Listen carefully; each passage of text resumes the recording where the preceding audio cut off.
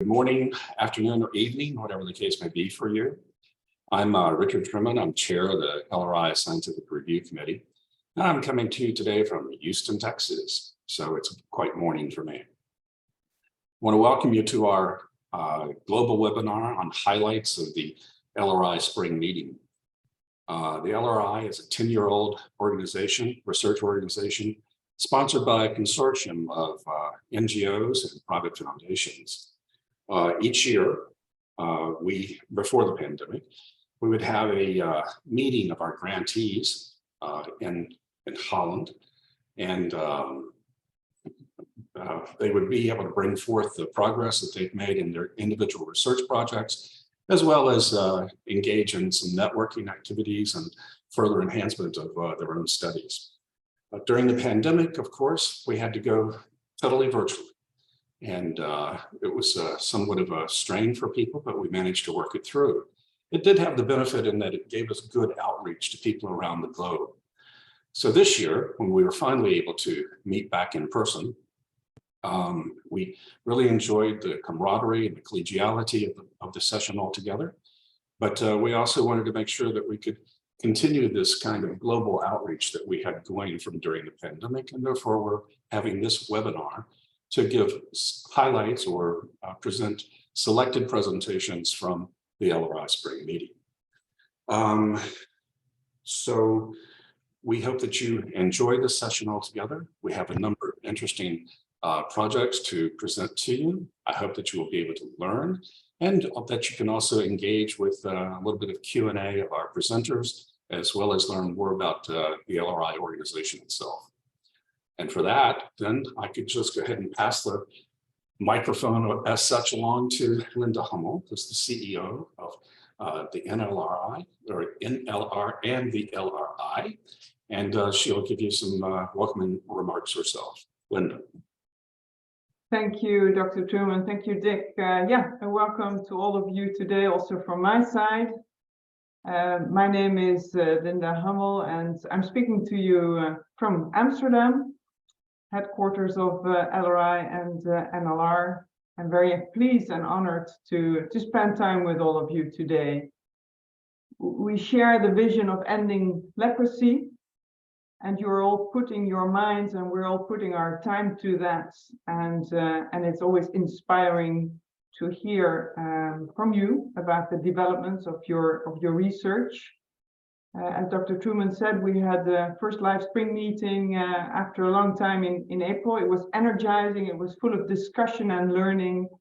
And through this innovation today of the LRI team to have highlights of the spring meeting events webinar, we'll be able to share some of that with you, because we want to indeed maintain the benefits of virtual meetings as well, the inclusivity, the efficiency, the cost efficiency, the possibility for broad attendance from around the world.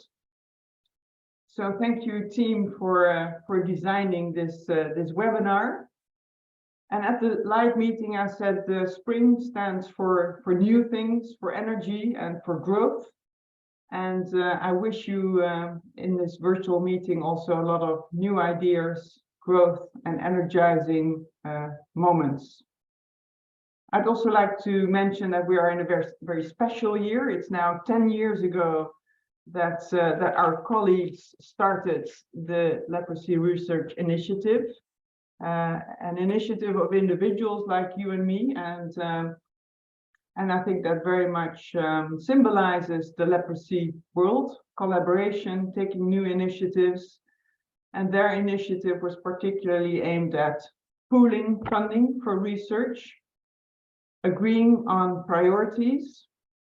It was also on delivering high quality research and strengthening research capacities, and to make sure the outcomes of research is translated into policy and practice in order to end leprosy. So more about that, about those 10 years from Suzanne Trienekens, the LRI coordinator, and I'd like to give you the word now, Suzanne. Have a wonderful afternoon, everyone. Before we go ahead with Dr. Susan Twinnekens, the LRI coordinator. We would like to have some interaction with you online by doing some online polls.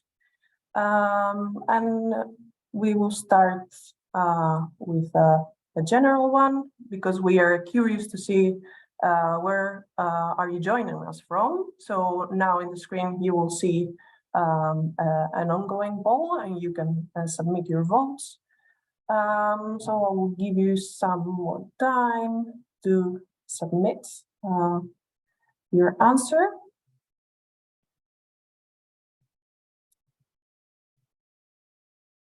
Okay, the voting is still going on. Yep, let's see, where are you joining us from? Yeah, so I think you can see we have global participation. We're very happy to see that. No one is joining us from Antarctica or Australia or Oceania, but we're happy to see that we have a lot of participants from all over the world. And then we also want to ask you something else about spring meetings. Have you attended an LRI Spring Meeting before? And if so, was it online only, in person, both, or you haven't joined us before?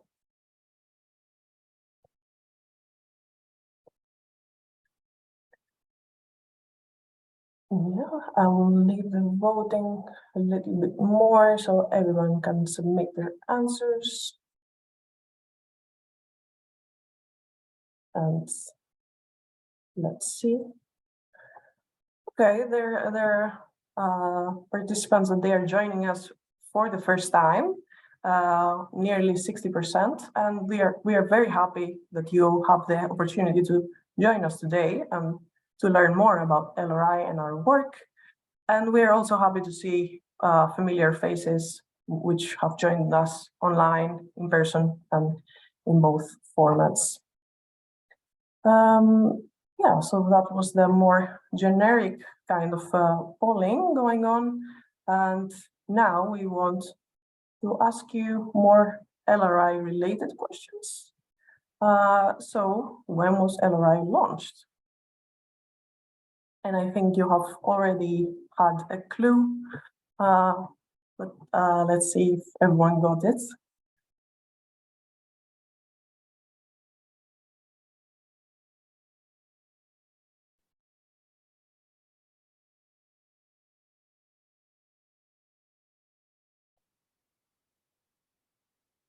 Okay, let's see what you think.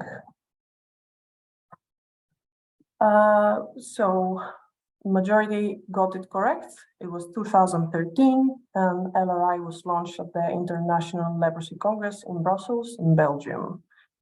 Yeah, and that is, of course, our 10th year, so it was 2013.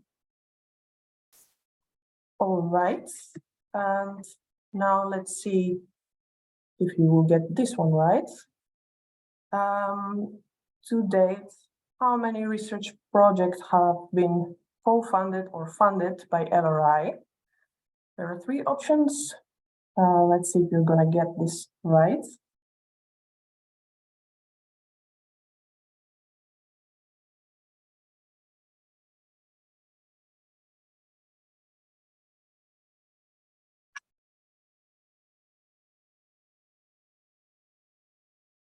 Okay, a few more seconds.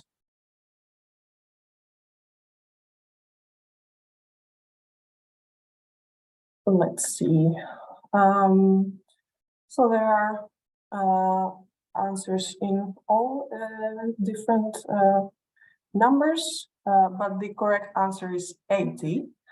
And we are very proud in our continuous support in so many exceptional research projects. And of course, this number is constantly increasing because of our IO grant cycle. All right, and then one last question. how many applications do you think that LRI received for the new research capacity strengthening grant?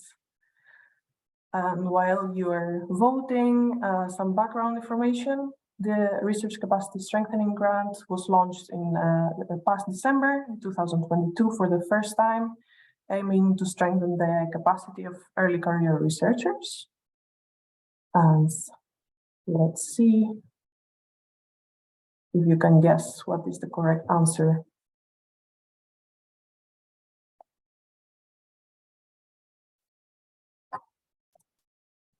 Okay, I think most of you got it correct. It was nearly 50 applications, and yeah, the call received great interest, and we are very happy about it. Yeah, so that was it with the polling, and yeah, thank you for participating. So we hope that you have learned something new about LRI, and thank you for joining us today in this special occasion where we take this opportunity to celebrate with you our 10 years of cooperation. And now I give the floor to Dr. Suzanne Trunnekens, the LRI coordinator. Thank you so much, Gisa. It's really great to see so many of you here today. Some have been with us from the beginning and some joined recently or might join in the future. LRI has had a really exciting first 10 years and we look forward to the next 10. And to celebrate, we wanted to share with you an overview of achievements in funding high quality research in leprosy and capacity strengthening globally. And we would like to thank all of the stakeholders involved. Also, if you have any questions, suggestions, or you would like to share, feel free to contact us through our website, leprosyresearch.org, or at info@leprosyresearch.org.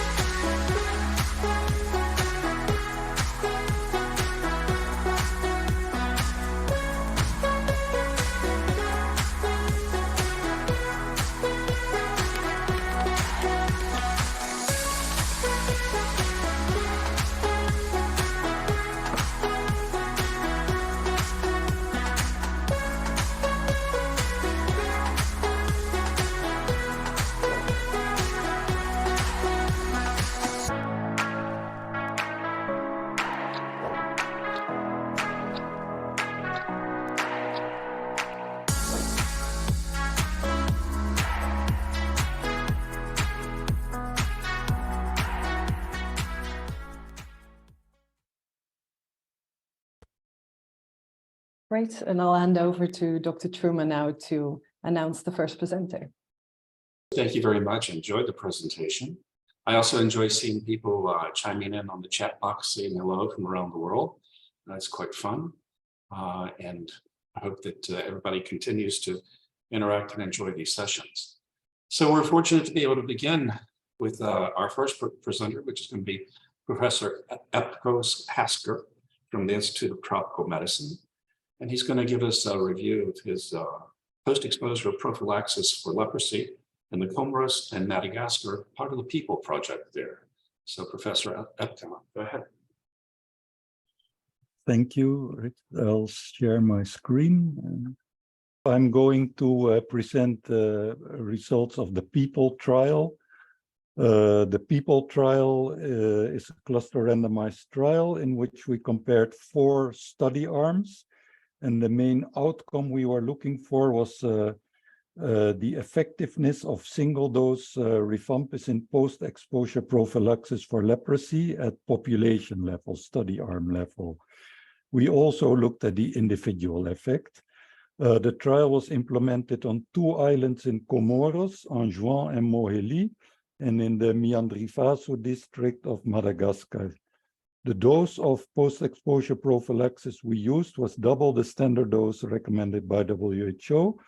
We planned a sample size of 144,000, 36,000 in each of 4 study arms, and we counted on an annual incidence of 1.4 per thousand in the comparator arm and 50% reduction in each of the intervention arms over a 3-year period. Now, the data I'm presenting now are still preliminary, but there will not be major changes. These are the sites, the Comoros, situated between the northern tip of Madagascar and Mozambique. 2 islands, Anjouan and Moheli in particular, are hyper-endemic for leprosy. Here you see another island, Mayotte, which is under French administration and receives many migrants from Anjouan. Now, there are 4 study arms. Arm 1 is the comparator arm, in which we conduct annual door-to-door screening for leprosy. Patients identified are treated, but no prophylaxis is provided. In the other 3 arms, we also do door-to-door screening, and we also provide post-exposure prophylaxis to household contacts.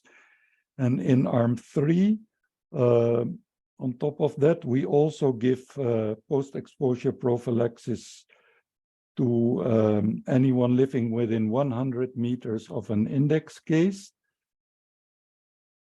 And if that is more than 50% of the population, then the entire village becomes eligible. In arm 4, we also give to the household contacts plus people living within 100 meters of an index case and testing positive to PGL1, a serological marker of leprosy infection. The main analysis we do is the incidence of leprosy over the 3-year follow-up period by study arm. We compare arm 1, the intervention arm, to each of the 3, the arm 1, the comparator arm, to each of the 3 intervention arm. And thus what we are measuring is not the individual effect of PEP, but it is, as was done in the CoLab trial, but rather the effect of PEP at population level. But we are also able to assess the individual protective effect. And we also looked at spatial clustering of leprosy to gain further insight on how to best target control measures, such as active case finding and PEP. Oh, the total population recorded was approximately 110,000, of which 96,000 were screened at least twice and could therefore be evaluated. The main reason for the less than expected sample size were the inaccurate population estimates in Comoros. They are based on extrapolation of a census from 2011. In Comoros, we had approximately 3 years of follow-up. In Madagascar, this was less because there we started the intervention only in the 2nd year because we did not have good baseline data. So randomization there was based on the prevalence we found in the 1st year. This is how leprosy patients were distributed across the 4 study arms. First of all, we see that at baseline, prevalence was not equal in the 4 arms. We had 457 prevalent cases, but you see that in arm 3, we had almost twice as many as in arm 1. If we then look at the incident cases, we see in arm 1 and arm 3, we had more or less the same numbers. In arm 4, we had less. Yeah, and one thing we also did of patients who were diagnosed during the trial and who provided informed consent, we collected skin biopsies, and on those we did qPCR, and we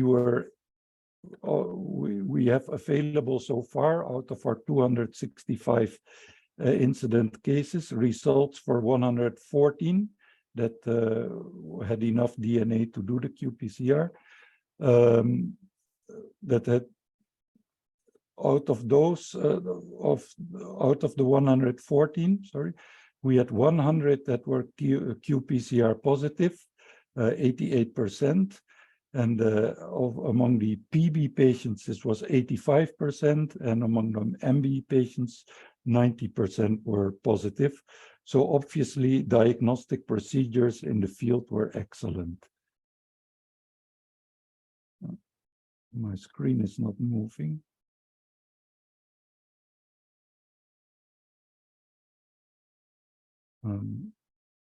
Apologies, I have a problem moving my screen.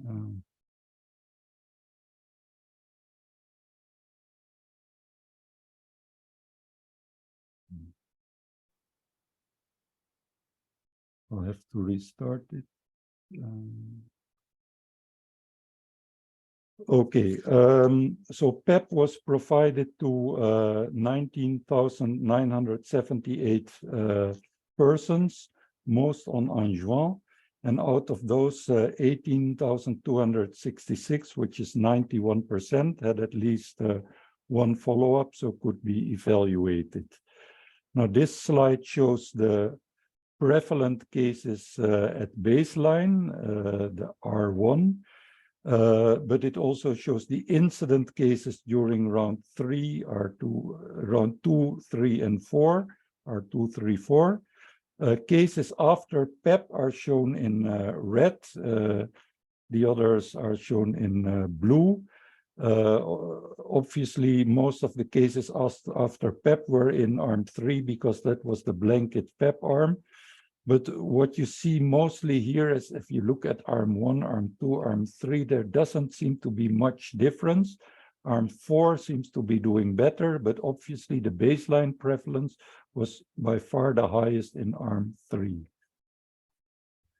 This is a slide that I want to show, though I'm aware that it may lead to wrong conclusions because the proportion of incident cases among those that received PEP is approximately 50% higher than among those that did not receive PEP. Now, why is that? Well, there is a strong confounder here. Incidence was much higher among close contacts than among those living further away. And it was primarily among close contacts that we provided PEP. And as you can see here, the risk of leprosy is approximately 9 times higher among these close contacts.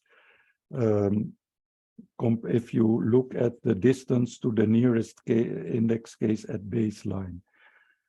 This table confirms that household contacts were much more likely to receive PEP than people living further away. You see 71% versus 6.3%.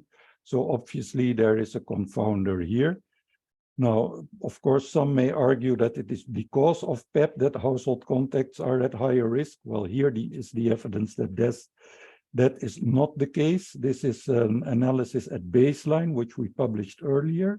We assessed for each individual the probability of being a prevalent leprosy patient as a function of distance to the nearest other person with leprosy. And then you see clearly that household contacts are at 7 to 8 times higher risk if you compare to those living at 100 meters or beyond from any prevalent case at baseline. And this was before any PEP was issued. This was at the start of the study.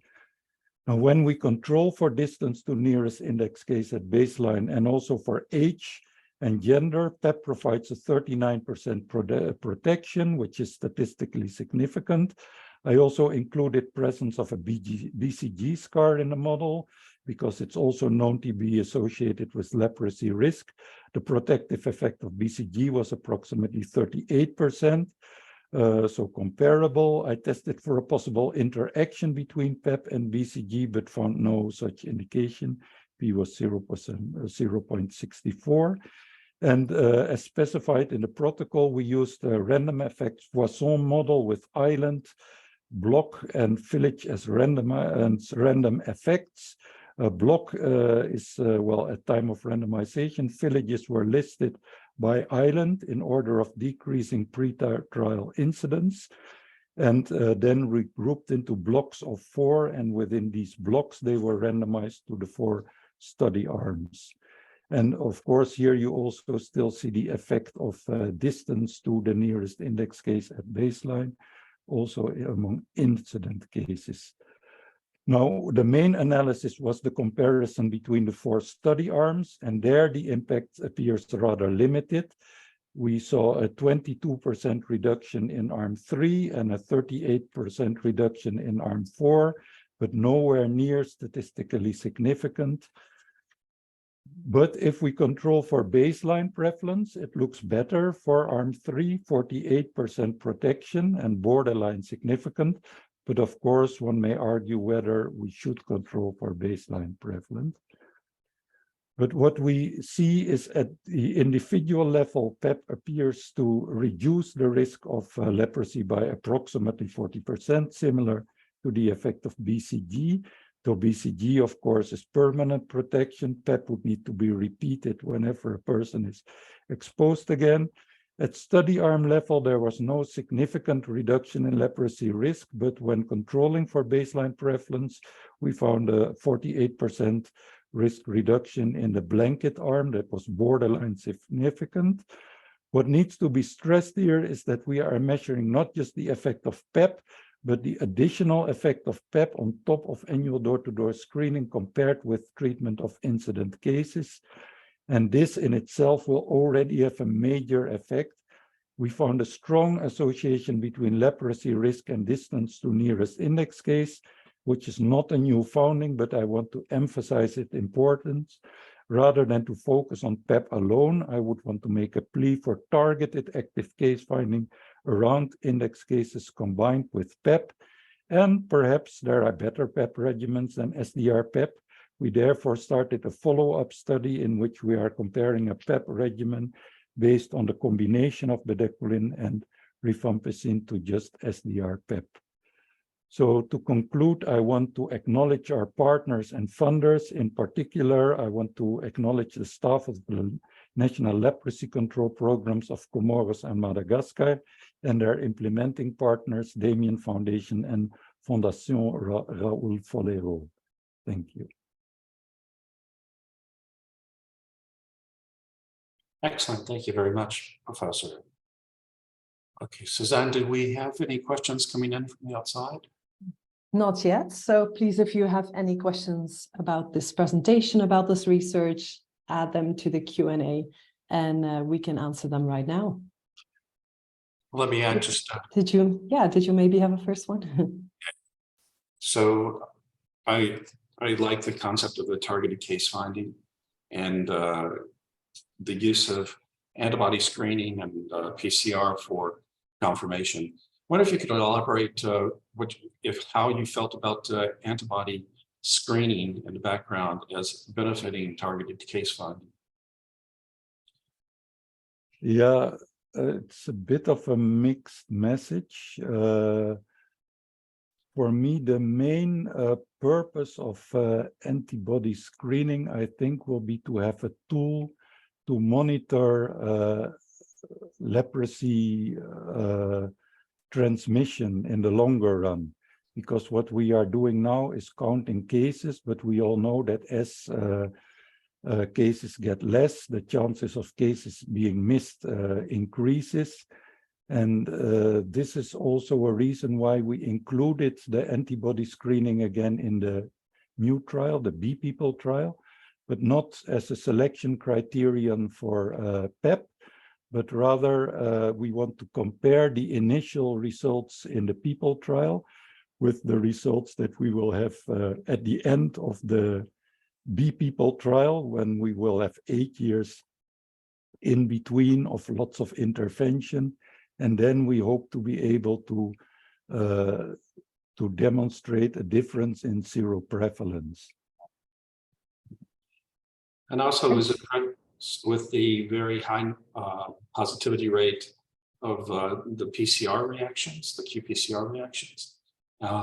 So I did not, however, gather, for example, you were taking that DNA. Is that nasal carriage? Is that from skin scrapings, or what is that? Yeah, maybe I was not entirely clear there. Of the 265 incident patients detected during the study, we so far have skin biopsies available of 114 that have already been processed. And out of those 100, which is 88%, were positive on qPCR. So it was, well, it's part of a much larger study. We are doing much more with these data. There's also sequencing being done.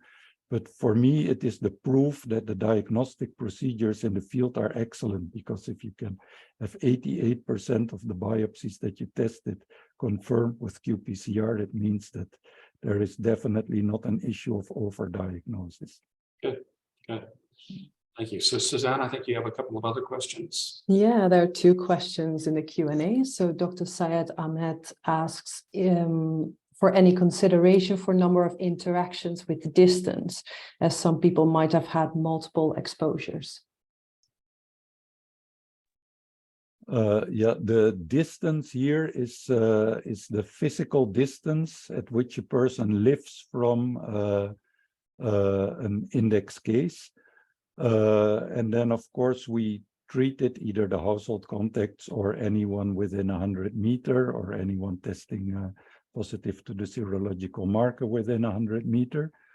So at that moment, we assume we have covered the exposures, but this was not a one-off thing. We repeated, we had 3 years of follow-up. So during every survey, anyone who had not received prophylaxis the previous year, but was now living either in the same household or within 100 meters from an index case, would be eligible to receive post-exposure prophylaxis. And those that received during the first year were again eligible during the 3rd year if they were still exposed. Thank you so much. There's another question from Linda Lehman. Will you be doing any follow-up after 5 or 10 years? Yeah, I hope you still hear me, because my camera seems to be having a problem. Yeah, we can hear you fine. Yes, no, definitely there is follow-up. First of all, these districts, these islands, they are have been supported for a long time by the implementing partners, Fondation Rolf Folero in Madagascar and Damien Foundation in Comoros. And this is not a one-off thing. Then with our new trial, the Bee People trial, we are targeting part of the same population as we targeted with people. We have carefully randomized them to the different arms so that there can be no imbalance in the exposure to the people trial before. But these villages are continuously being followed up. And yeah, the one thing I mentioned is this assessment of the PGL1 positivity that we would like to repeat again at the end of the Bee People trial. Thank you so much. I see one last question from Tahir Dahiru. Beside distance from the index case, did you also consider the duration of contact with the index case?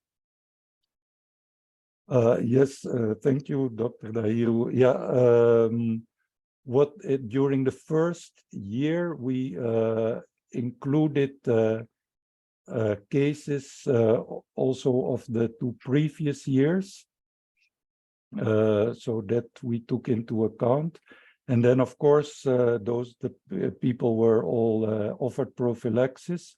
So if a new case was found during any of the follow-up studies, then we assume that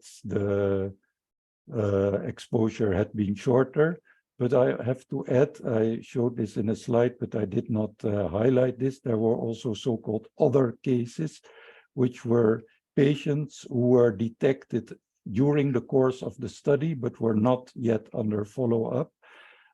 Part of these were patients who had moved back to Comoros from the island of Mayotte, the French island.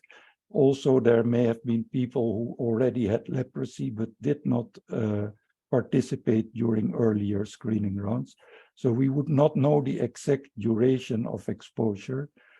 But yeah, because we had annual rounds, we assume that those at baseline may have been exposed much longer, but during the follow-up rounds that the exposure had been of shorter duration. Thank you so much. And I think we'll close the Q&A here. Thank you so much for your presentation and discussion.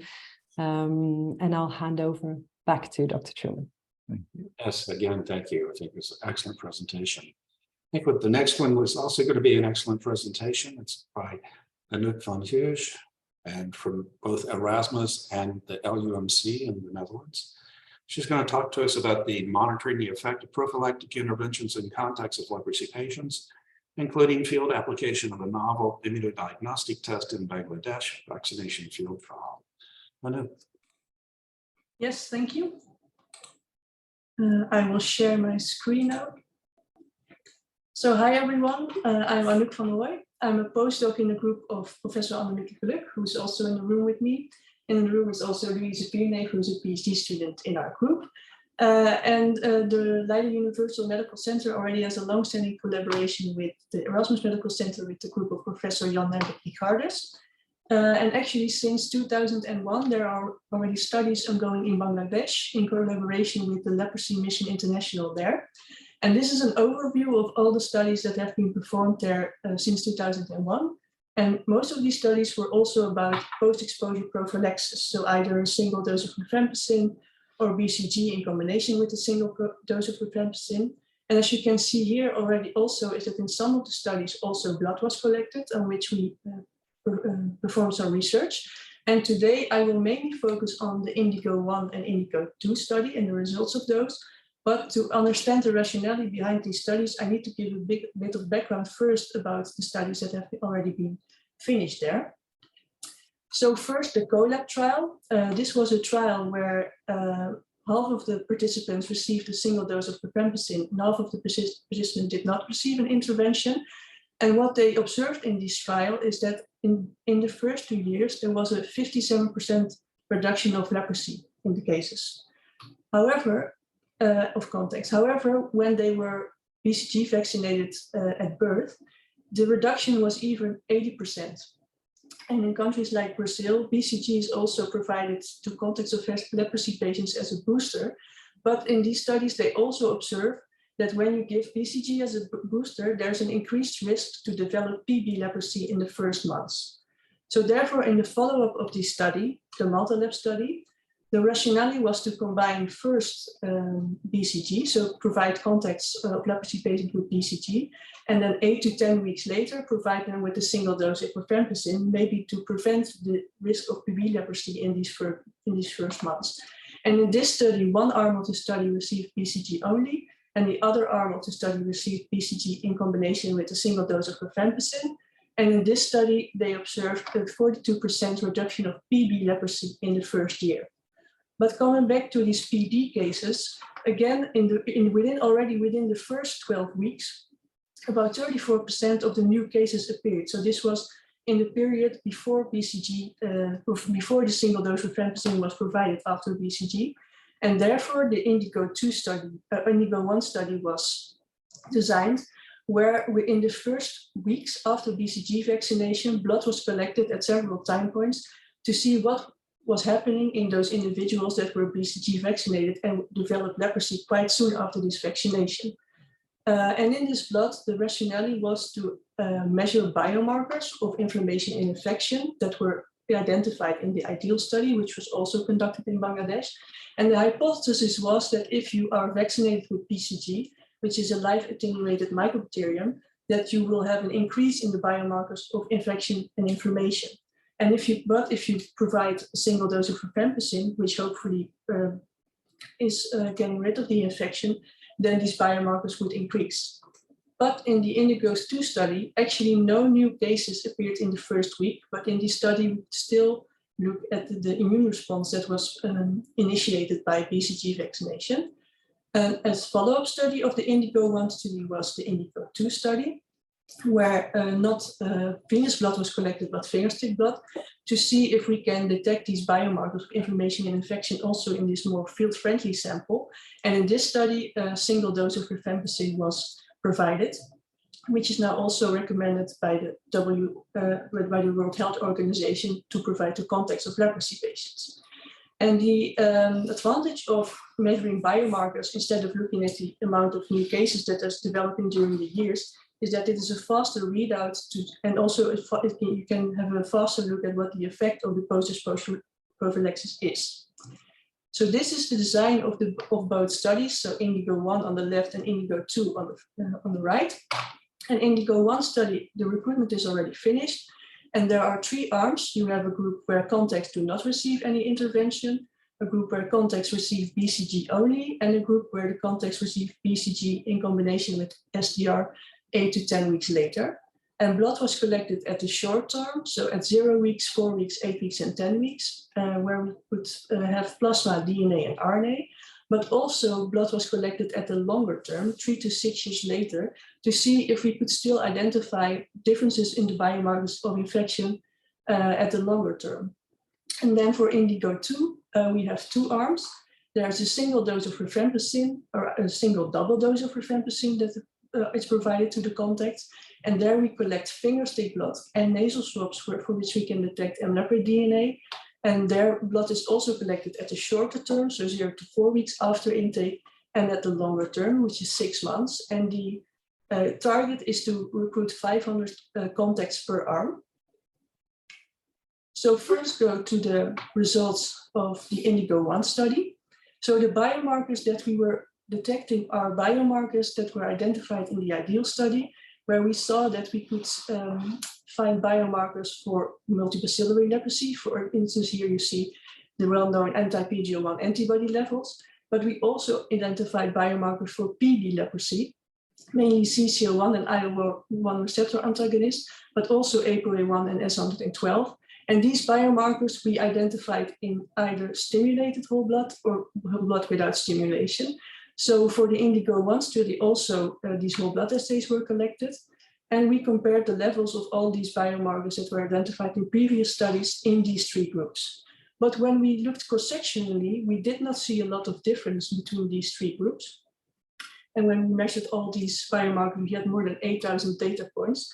But what we did observe is when we look at the graph over here, is the more red the square is, the more difference there is between the time points. So here you see the difference between intake and 4 weeks, intake and 8 weeks. But here, the difference between intake and 3 to 4 years, so the long-term effect. And we see that a lot of the biomarkers that we previously identified for mLepre infection actually differed significantly from the baseline. But we saw this across all groups, so irrespective of the intervention. So this indicates that long-term longitudinal changes in biomarker, there are longer-term longitudinal changes in the biomarker levels of contacts, and it might maybe be an effect of the treatment of the leprosy patients because they maybe are no longer exposed to the bacterium anymore. But of course, this requires more analysis, so we will continue with this. But next, I would like to talk to you about the INDIGO-2 study. So this study was starting beginning of 2020, but then the COVID-19 pandemic hit. So there had been quite some delay. And because of the delay, the recruitment is now still going on. But also in the same region, the PEP++ study started, which is a different regimen of post-exposure prophylaxis. So we thought maybe we can include a 3rd arm in this study where we also compare this regimen to the single dose or single double dose of rifampicin. And in the PEP++ regimen, antibiotics are given at 3 different time points, which is different compared to the first regimens. So therefore, we had to include an extra time point because we only checked between 0 and 4 weeks. And for this, an amendment has been approved. And in this amendment, we can also include patients with other dermatological diseases for differential diagnosis and endemic controls. So the recruitment of this study is still ongoing. And this is the current status of recruitment. So the target size is to include 105 patients and 1,050 contacts. And you can see that at intake at 0 weeks, we are at about 60% of inclusion, but at 6 months in around 41%. So in total, we have now 43 patients that are complete and 344 household contacts. And for these individuals, we collect both fingerstick blood and nasal swabs, and we collect the nasal swabs so that we can see whether there is DNA of Mycobacterium leprae present, and we hope that we can also correlate this to the biomarkers that we find with the lateral flow assays. And so far, the inclusion has only been from the single dose of rifampicin or single double dose of rifampicin, and hopefully inclusion of the PEP++ arm will start this month.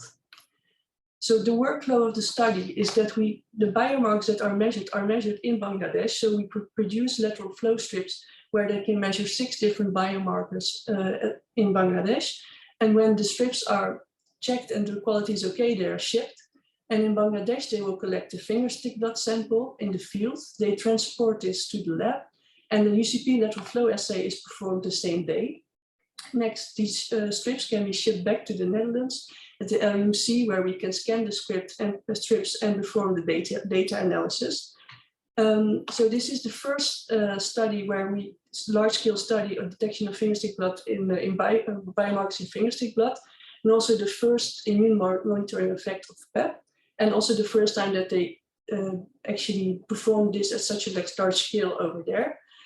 Because in this study has 28,000 lateral flow strips, and until now, more than 14,000 have been performed, and about 10,000 have been scanned and analyzed at the LUMC. So I can provide you just with some preliminary results. So when we look at the difference between the single dose of rifampicin and the single double dose, we actually observe after 6 months that there is a significant difference in the biomarkers that we measured between SDR and SDDR. This is a bit early to draw conclusions, but at least it shows that we can monitor the effect of the different PEP regimens using this procedure. We also checked at 0 weeks, so at intake, whether we could see a difference in the biomarker levels between the patients and the household contacts. And we actually nicely confirmed that the biomarkers that we previously identified as very useful for MB leprosy patients, because all patients in this study are multibacillary patients, is that they differ significantly from the household contacts, indicating that we can see this as well in fingerstick blood in the field. And what we also saw in patients is that when we look at the anti-PGL1 biomarker antibody levels, that we can also monitor that they are going down during the multi-drug therapy.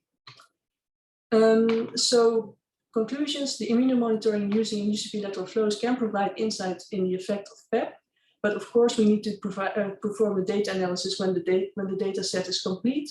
And then we can also correlate the data of the biomarkers with the leprae DNA that we can isolate from nasal swabs and skin slit smears. Then we can also, of course, include the PEP++ arm for comparison in the contacts. Then in the patients, we saw that these quantitative lateral flow assays enable the monitoring of multi-drug therapy in these patients. We can also correlate this to the DNA if we have isolated that, which is now ongoing. And for the patients, we also have vaccine tubes, so we can also look at the gene expression longitudinally. And this study also shows so far that large-scale detection of biomarkers in fingerstick blood is feasible in the field using the UCP lateral flow. And actually, since 2012, there's already been some capacity building by upgrading the lab in Bangladesh during all these studies that have been performed there. And this resulted in opening a new lab at the beginning of this year. You can see here Marufa and Santos who are working there. And they performed most of the experiments on the UCP lateral flow assays. So I would like to thank them a lot and the team in Bangladesh for conducting this study, and of course also everybody in Erasmus and the LUMC for working on this study. And thank you for your attention, and please let me know if you have any questions. Great, thank you very much for an excellent presentation, Anouk. While we're waiting on others to post a couple of questions, I'm a little curious about the nasal swab aspects that you're going to be pursuing.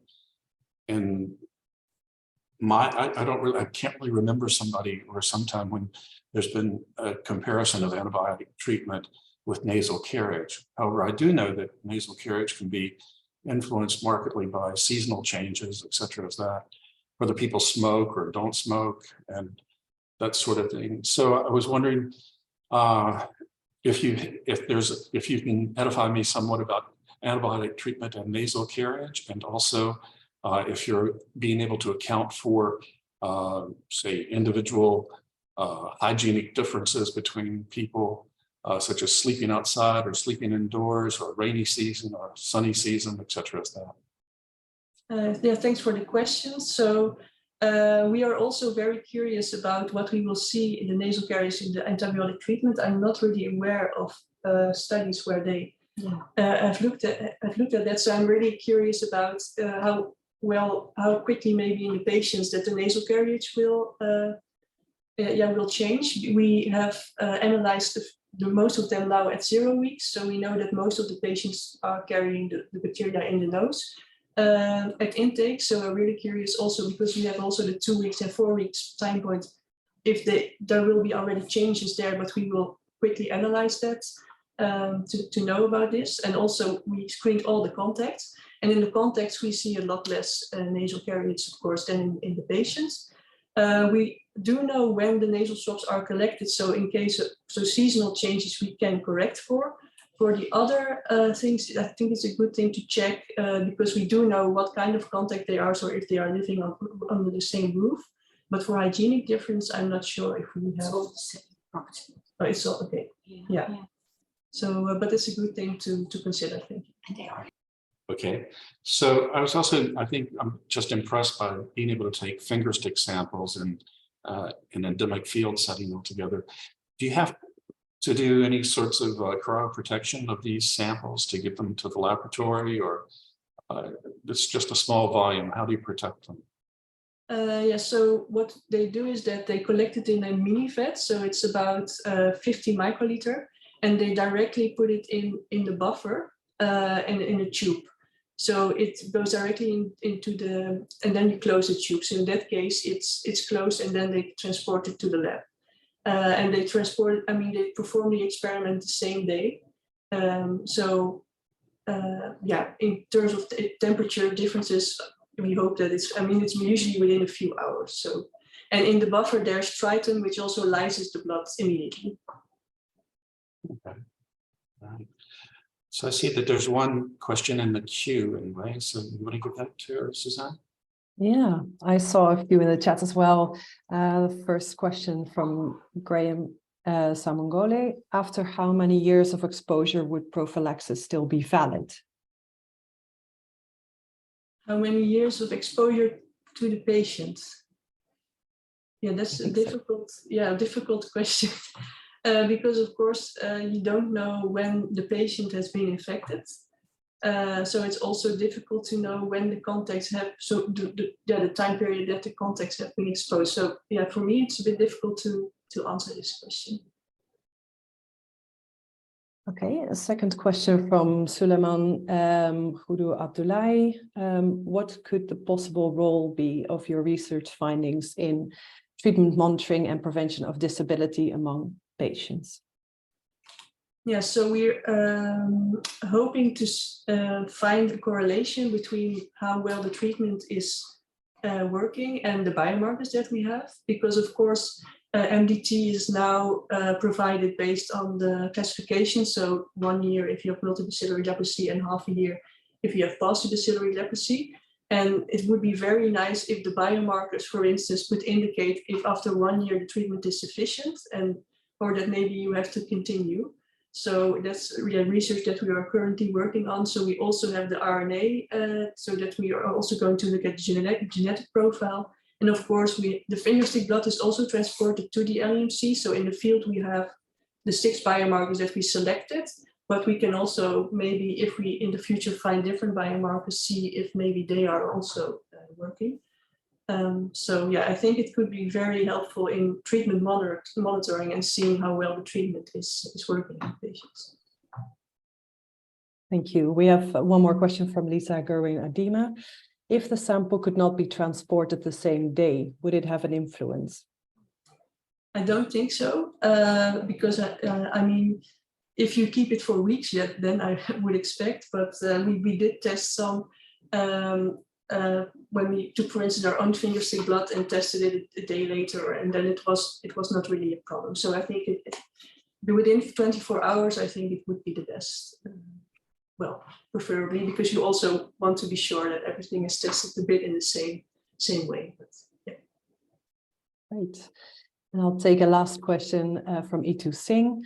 BCG vaccination protects against tuberculosis and leprosy infection, but as per your presentation, household contacts got leprosy infection after the first dose of vaccination.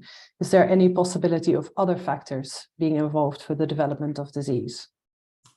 Yeah, so probably, I mean, they were already infected. So BCG kind of, I think the hypothesis that it boosted their immune system, and then they developed the PB leprosy. Of course, there are a lot of factors. There are also genetic risk factors why people develop leprosy or not. But we are also studying, so we are following up the context. So for some of the contexts, we have the time point before they have leprosy and at the time point that they do have leprosy. And we are now performing research to see what is actually different between those contexts that are eventually developing leprosy and those that don't, so that we can maybe find biomarkers for this, because that is, I think, one of the most important questions. Why are some of the contexts developing leprosy and others not? So, yeah. Thank you so much, and thank you so much for your presentation. Dr. Truman, I'll hand over back to you. Yeah, thank you for the excellent presentation as well. I apologize in the background, all my grandfather clocks are going off around here, so I'm going to go through this introduction quickly so they don't disturb everything. So our next presentation is going to be by Dr. Marcelo Mira from the PUC-PR for functional analysis and candidate variants of the early onset leprosy phenotype using a novel cellular model. Marcelo. Thank you very much. Thank you very much, Dick. I'd like to start by with a big thank you to the LRI and the organizers of the meeting. I'm truly honored to be one of the colleagues presenting here some examples of the very high quality research that we've been exposed earlier this year in April in beautiful Brooklyn, I think. It's always a big exercise to say that, but. Well, what I will do is present the partial results of our study. It's a functional study that started, it all started with the identification of a very peculiar family back in the countryside of the Brazilian state of Piauí, that is in the Northeast. This family is a multiplex family with several cases of leprosy. So grandmother had leprosy. The father also had leprosy twice at very early age. Mom was unaffected, but what really caught our attention there was that there was a pair of homozygotic twins affected by leprosy at the age of 22 months. So this very, very early leprosy onset led us to develop this hypothesis that there is a strong genetic component controlling leprosy phenotypes in this pedigree. So in order to investigate that, we designed a study that can be divided into 3 phases. 2 of those phases are already done. First phase, it was in a very productive partnership with our friends in Canada. We did whole genome sequencing of the entire, of the 5 family members there. So we sequenced the entire genome. We found 2 mutations on a gene called LRRK2. One mutation is an amino acid change at the position 551, and the other mutation, another amino acid change at position 1398. That were our best candidates to explain the phenotype, because LRRK2 is a well-known leprosy susceptibility gene. So we started with a very hypothesis-free approach of sequencing the entire genome, and we found 2 mutations on a known leprosy gene, causing an amino acid change. So we focused on this gene and these 2 mutations here, and we moved on to the second phase, and that is to try to prove a functional impact of these mutations on cellular phenotypes. So this has been done by our colleagues in Canada, Dr. Erwin Schur and his team at McGill University. They studied raw cell lines, and those are mice cell lines, and they used these cells to demonstrate an actual functional impact of at least one of these 2 variants, mainly 1398, in the production of reactive oxygen species and apoptosis. And then they also detected a potential impact of a 3rd variant on a second leprosy susceptibility gene called NOD2 upon this phenotype. All this is already published earlier this year. So if you're interested in knowing details of these results, you can access this paper. And now we are into phase 3, and that is ongoing and funded by LRI. And basically the idea here is to try to reproduce and to detect this functional impact now using human primary cells. So the idea was to get adult cells. After a while, we selected urinary progenitor cells, which are kind of stem cells that we can extract from urine, which is a very simple biological sample to get. So this is a big plus. We are using these cells to reprogram them into iPSCs, which are induced pluripotent stem cells. Then the idea is to edit these cells, removing the mutations or adding those variants that we're interested in different combinations. Then we proceed to differentiate and reprogram these cells into macrophages. We stimulate this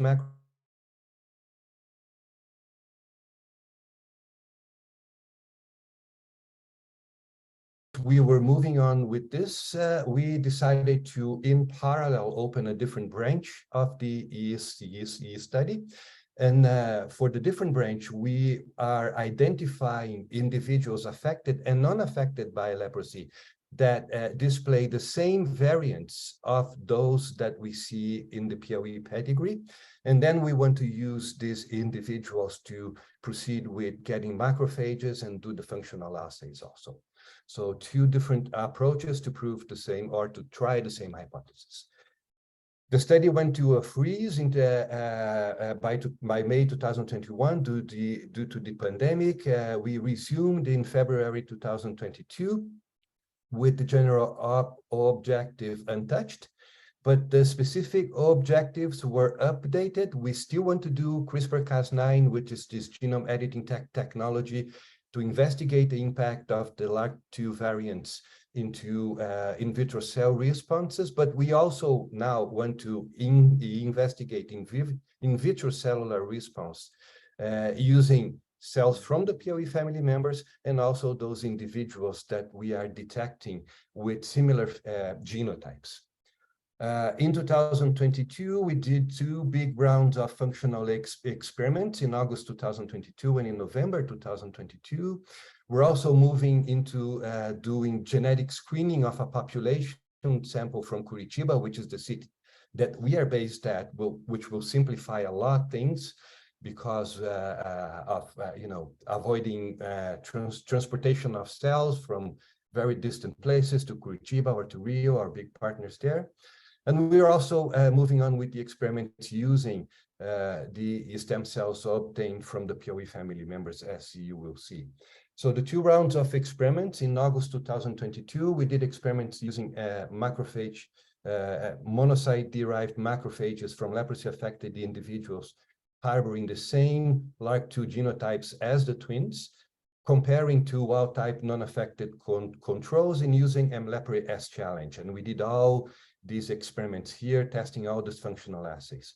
We also did some preliminary studies using, instead of leprosy, mLepre-BCG as a challenge. And in November 22, we focused on an expansion of these experiments using mLepre-S challenge, but also including individuals displaying the same genotypes as the twins, the mother and the grandmother. So these are selected results. We produced a lot of results. They're all preliminary, but we didn't have time to show all of them here, but some of the results are very promising, as you can see, as you compare control, one control and a patient with the same genotypes as the twins for production of ROS. You see an effect that is similar to what have been seen in the raw cell lines by the Canadians. So we see that depending on the genotype, you see a difference in the production of ROS. These are in cells with the LRRK2 1398 mutations, and these are knockouts. We also see some impact on production of cytokines. This is MCP1. As you can see, the behavior of the patient with the LRRK mutations is very different from the control, as has been demonstrated in raw cell lines by the Canadians. So this is again very promising. And finally, we do see a very different co-localization between LRRK2 and NOD. If you compare co-localization in cells from a patient and in cells from a control, that was also already demonstrated using cells from the father and one of the twin daughters as compared to control by the Canadians. The bottom line here is all published in the paper that I mentioned earlier. So results are promising. We're also advancing in creating a database of individuals harboring the same genotypes as the father, the mother, the grandmother, and the twins in Curitiba. So far we have 119 individuals are already genotyped, and we see some of them have the genotypes of interest. So they're very good candidates to join the study. Finally, we have urinary stem cell cultures going on. This is pictures of cells from one of the twin sisters, and they're growing fine. This takes a long time to get, so this is the branch of the study that is moving, is slow, but it's getting there. We characterize these cells using this big panel of markers and flow cytometry.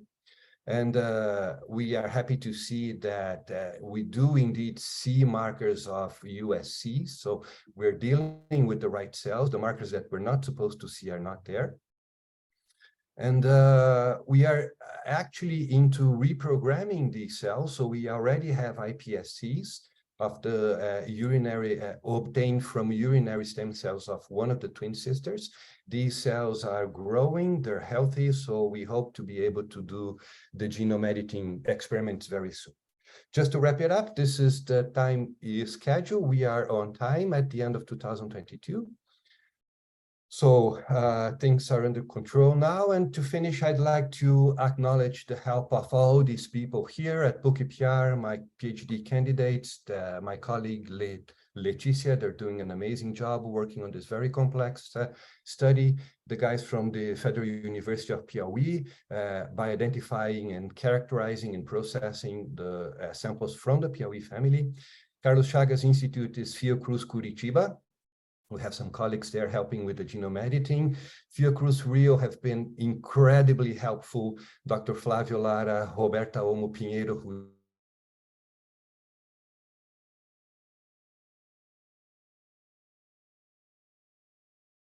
are using their amazing expertise.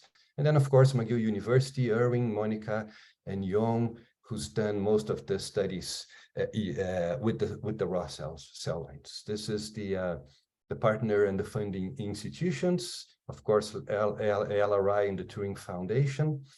And I guess this is it. Thank you so much for your attention. I'll be happy to take any questions. Thank you, Marcelo, for a very elegant presentation altogether. Very sophisticated work, very difficult to do. Thank you.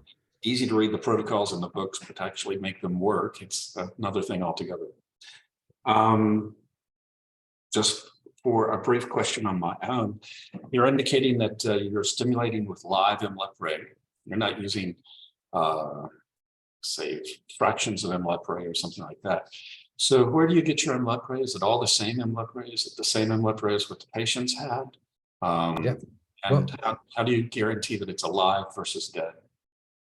Yeah, we are getting live mLepri from our colleagues from the Lauro de Souza Lima Institute, you know, Patricia Rosa and her team there. Usually what we do is we get this mLepri in Rio, and then Flavio and Roberta and their team, they process all the materials that they get from Patricia, and we use these mLepri, which is, as you know, very complicated to do, right? We need to process them as the mLepri gets there, because it's not viable to be kept alive for you know, more than a few days. But we're managing to do so. Okay. Of course, we don't know if it's the same mLepri that affected the POE family members, but we assume that mLepri being basically clonal around the world, we can focus on the variability of the host. Right? This is the geneticist speaking, right? The human geneticist, yeah. Have you seen differences between live and dead mLepri preparations?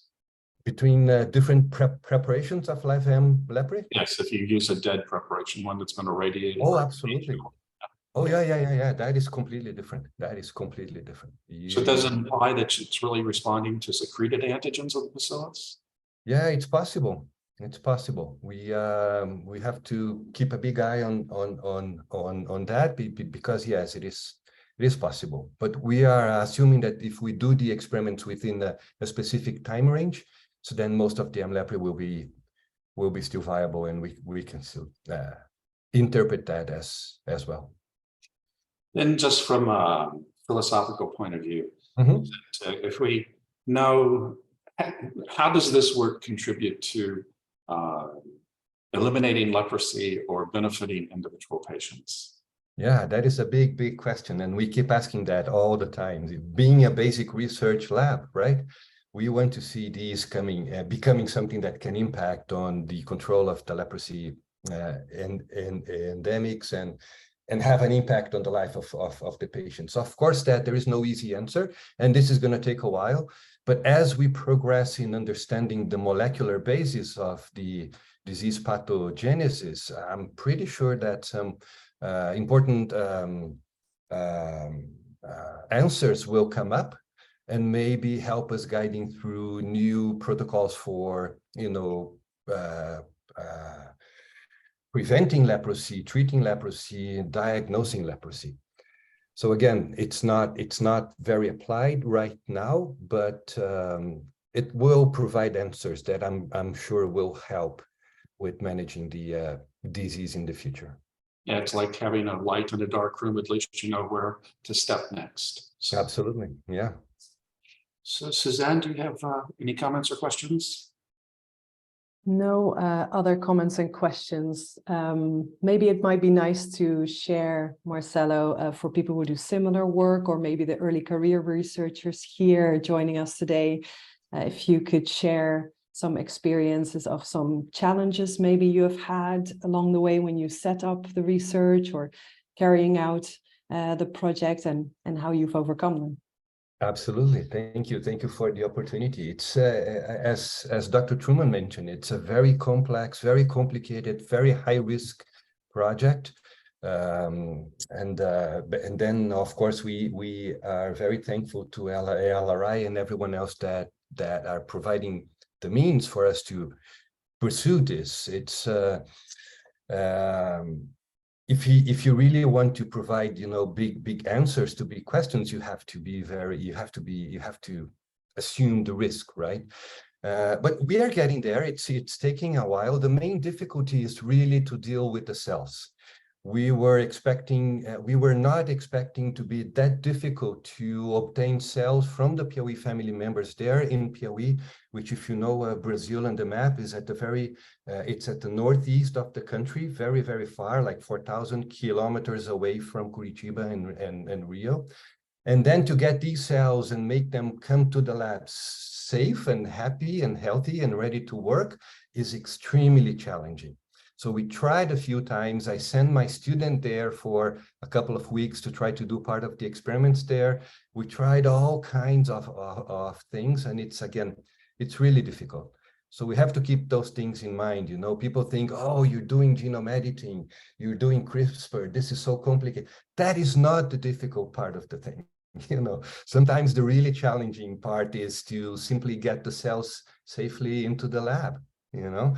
And this is hard to predict. If you go like Dick just mentioned, if you read the manuals and the papers, it seems very easy. But if you go to the field and try to do it, you find out it's not that easy. But it's doable. And we are creative and very resilient people. You know, we really try to find ways of doing it well. So other than that, of course, working with leprosy is a big challenge always, right? Lepri, you know.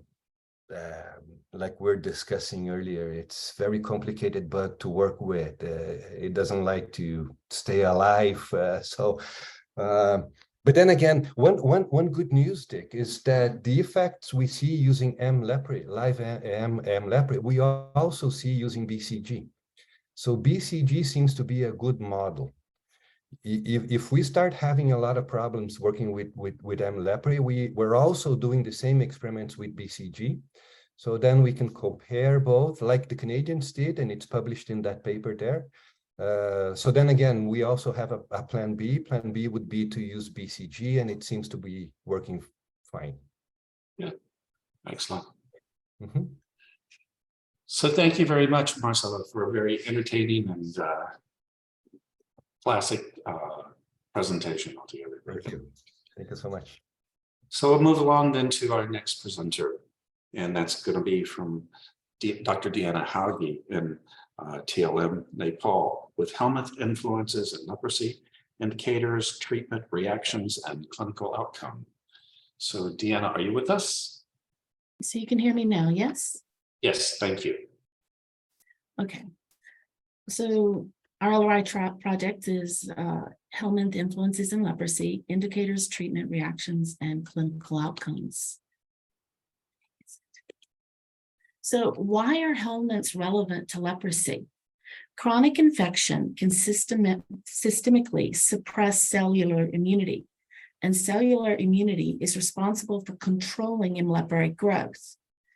And so in this figure, I'm not asking you to look at all the details, but just to see that here they're giving example helminths, and then which types of cells and biomarkers are impacted. And those actions impact maps across the same cell types and markers relevant in leprosy. So another way to show this is I just did a quick few hours search on PubMed to see in leprosy which host cell markers are in studies. And there's more than these, but it's just giving this. Yeah. And so if it's linked, I made it green. And then the same for TB. And helminth, the red, helminth impacts or causes changes in all of these markers that are red or cell types, right? And then in TB, you can see there's green, but there's yellow as well. And evidence, that means there is already evidence in the literature that the TB profiles change with helminth co-infection. So they're finding this in TB and have been working on it for now many years. But in leprosy, the studies from Brazil had looked at IL-4 and IL-10 and saw that when helminths were present, those were impacted. And in some of these TB studies, they treated the co-infections for both TB and helminths. And within 2 months, the immune signals were returning to normal. So looking at this also tells you that there is very high likelihood that helminth co-infection will impact these immune expressions within leprosy, but we need to prove it. So here's another slide that looks at why in the world are helminths even related to leprosy. And it's that more than 94% of annual new leprosy cases are from areas co-endemic for soil transmitted helminths. And of those, or 2 billion people are infected worldwide, and there's 5 main soil-transmitted helminths seen in humans. So roundworm, whipworm, hookworm, threadworm. And then there's 2 other helminth entities, onchocerciasis and schistosomiasis, that are in this map. So if a population is endemic for these helminths, what can they do? Well, there's periodic deworming, which can also be done on a population scale with mass drug administration. There's health education, such as teaching people wash or water and sanitation and hygiene. There's also improving people's sanitation, which will address issues of poverty or impact in extreme poverty, crowding, housing, and national infrastructure that are related to these. So what do we know about helminths and leprosy together? Looking at population scale, we just saw a map where more than 94% of new cases are coming from co-endemic areas.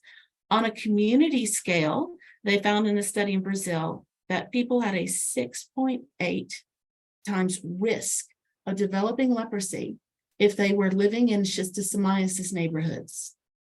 And then what about at a patient cohort level? Studies in Cameroon, Brazil, Ethiopia, and Nepal have shown impact, and positive helminth positivity has been linked with more MB cases, BLLL cases, and decreased Th1 response. So in other words, the helminths are suppressing the immunity that is needed to control or kill in leprae. And then helminth negativity was related to reactions at leprosy diagnosis in a study in Nepal that we performed. So we've been doing this for more than 10 years, and we are looking here at 2 helminth studies we performed. So we had an observation cohort in 2012 to 13 that included new cases with reaction, new cases without reaction. We assessed stool by microscopy and multiplex qPCR to test for the worms, and had a clinical review, and we asked patients questions. In our second study that was funded by LRI, we enrolled patients from 2016 to 18. There were 230 new cases without reaction at recruitment and 135 that had a new reaction. And then we followed them up for up to 2 years. And in that, we treated them 6 monthly with albendazole and ivermectin, which are recommended for the worms that are in Nepal, and water and sanitation and hygiene training. So, practical questions. Are soil-transmitted helminths associated with leprosy indicators in our studies? Yes. BI positivity associated. Counts of BI 0 to 6 plus, yes, and MB associated. BLLL associated, and TT to LL classifications were associated. However, reactions were not associated in our second study. And then we also wanted to look at deworming impact rate. So when we treated new cases without reaction with a dewormer, 20% developed reactions. So of those that developed a reaction after deworming, how were those patients different? So we'll look at BI and Ridley-Joplin. Those with new leprosy without reaction had a 58% BI positivity and an average BI around 2 to 3. And the majority of the cases were TTBT. So those who never developed reaction after we dewormed, those were majority TTBT with BI positivity at 51%. But of those 20 who developed reaction, 100% were MB, 83% BI, and BI was average of 3. This was extremely significant. And what you can see in these patients who developed a reaction, 62% of them were BLLL versus the TTBT majorities that were in the other groups. So if we go back here, does deworming and impact? Yes. There's some other information I'm not going to show today, but we did a partnership with Dr. Anouk and Dr. Anouk, who presented earlier, and identified that when we dewormed patients, there were changes in anti-PGL1 interferon immunoglobulin M and IL-6 and IL-1RA. So is there a difference also at population scale? Wait, that's not supposed to be there. So now we have 2 studies where things match really well, except there's no association with leprosy reactions in the group for 2016 through 18, when it was associated in 2012 and 13. So what's the difference between these two cohorts? Those two differ by the stages of national deworming MDA campaign that was active. So in those that we enrolled, you're looking at the deworming campaign began in Nepal in 2003, and they staged it across different districts, different years and such. And this is the percentage of our cases that were coming from MDA active districts. And you can see here in 2012 and 13, when we did our first study, 87% were coming from MDA active districts, whereas in our 2016 through 18 enrollment, 80% were coming from districts that were post MDA. So this was looking at enrollment and such. Could we look at all of the medical charts from our hospital and program to see if it was held true for every leprosy case, whether or not they enrolled in our study? And we saw that yes, basically those who present with reactions at diagnosis, those who came from those districts that were active for MDA, they were at 3.88 times risk of developing or having a reaction. And so you can see in these three graphs where we divided the medical charts up to cohort 1, our first study, 2012 to 13, 2 years in between, and then our LRI study between 2016 and 2018. So you can see that patients who were coming from active MDA districts versus post-MDA districts were decreasing. And along those same lines, you can see that the BI counts from across those years changed in that higher numbers of BI positive patients were coming, and that they were more high. So you see your BI 3+ and above increasing. And as well, that pattern across the years, looking at reactions that developed. So when the majority were coming from MDA active, you can see that about 35% of the cases presenting to our services were having some form of reaction, and that this decreased as MDA, as patients were coming from post-MDA districts. So a quick glance at the preliminary, the socioeconomic factors.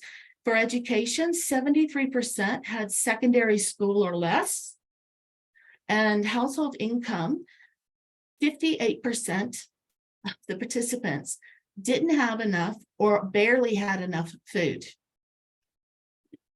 Also, looking at sanitation highlights, 80% of the cases had no access to a proper toilet. The bulk of cases, 77%, source their water from taps, hand pumps, rivers, and springs, which are typically not potable in Nepal, and only 20% were able to boil or filter their water for drinking. So then how did this line up with leprosy indicator highlights? BI positivity trended more in homes with lower education and income, and nearly twice as many cases were BI positive when they drank only tap water. So when we go back to our practical questions, new case cohort, immune markers, and at population scale, we've actually shown that deworming does relate. Not only do helminths relate to leprosy, but deworming does have an impact. Now, I will also say that while we could show it on a population scale and on a cohort scale, it is not possible at this point necessarily to predict an individual leprosy patient who walks in your door, whether or not you deworm them and they're going to develop a reaction. So looking at all of this information, the questions arise. Could helminth co-infection immunosuppression be related to nurturing and prolonging susceptibility and transmission within populations by lowering immunosuppression? Could it be obscuring leprosy biomarker detection? Could it be increasing the risk of negative leprosy outcomes, which we have seen because most of those patients, MB and BLLL, or the cases, anyway, so MB, BI are associated with negative outcomes. So there's that. And then could helminths be hiding household contacts from early detection? So in summary, we have an enormous amount of data in our project and it's still under analysis. Helminth co-infection is strongly associated with BI positivity, BI scores, and Ridley-Joplin classifications. And these evidence that there has been a long-term immune bias towards the Th2 immune response to M. leprae. our evidence links helminths with the highest risk factors for leprosy negative outcomes. We were able to show that during peak MDA worming campaign years, new cases reported with lower BI and higher incidence of reactions at diagnosis. Post-MDA, new leprosy cases increasingly reported with higher BI and reduced reaction incidence at diagnosis. So in all, this evidence provides a scientific base for the traditional associations between leprosy, poverty, and poor sanitation. And because we've been working on this for many years, there are many people that have been involved in helping with this project. And thank you.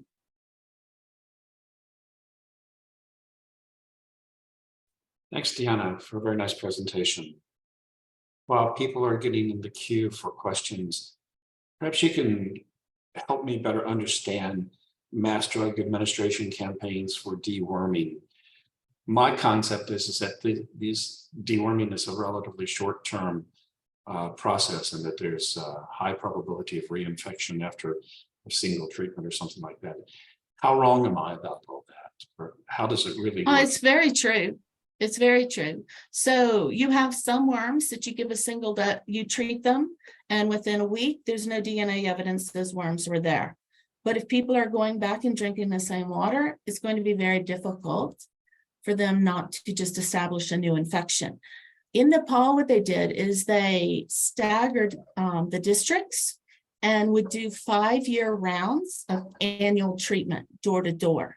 And that did impact the helminths in the country, because during our first study, we had certain species that were the highest incidence down to the lowest. And that was almost reversed in our second cohort. And that was, and the ones who decreased in incidence were those who were most susceptible to albendazole, which was the drug used by the government in their MDA. So there is impact. And we can show that. But yes, unless something happens on a large scale for people to have access to clean drinking water and toilets, yes, it's difficult to say that it could be sustainable. But in these mass campaigns, it's an annual treatment with individuals. So, and therefore it can have a longer term effect, I guess, on the environment, because there's fewer people shedding to the environment at any one point in time, less probability then for reinfection. You would hope so, yes. Yeah. So upon diagnosis, I suppose everybody does a fecal sample and determine whether or not individuals should be dewormed or giving deworming medications at that time. Is that correct? So actually, it is very difficult for a clinician to know whether or not a patient has worms. One of the most common tests is to do smear microscopy, but then you're just luck of the draw, a very small sample of stool, whether or not you're going to be able to identify an egg of a certain species or not. PCR results are not going to come in time for the doctor to treat. And even if the PCR results are and the smear results are negative, you don't know if that patient had worms a week before, or for the last 6 months, or the last 5 years. So it's very difficult for a doctor to know whether or not a person has worms when they walk through the door. So there are some programs that have dewormed their leprosy cases as a standard. There are some doctors who decide whether or not to do it based upon if the patient mentioned any stomach problems. But providing deworming is actually making the patient healthier. And as far as deworming a patient, whether or not to do it, we don't have the evidence to say that if you know a patient has a disease, you shouldn't treat that to impact another disease. Yeah. So it's like that. Okay. It's an interesting aspect of the environment interacting on the host and so forth, and helping to regulate or impact another disease process. So, Suzanne, do we have any other questions in the queue?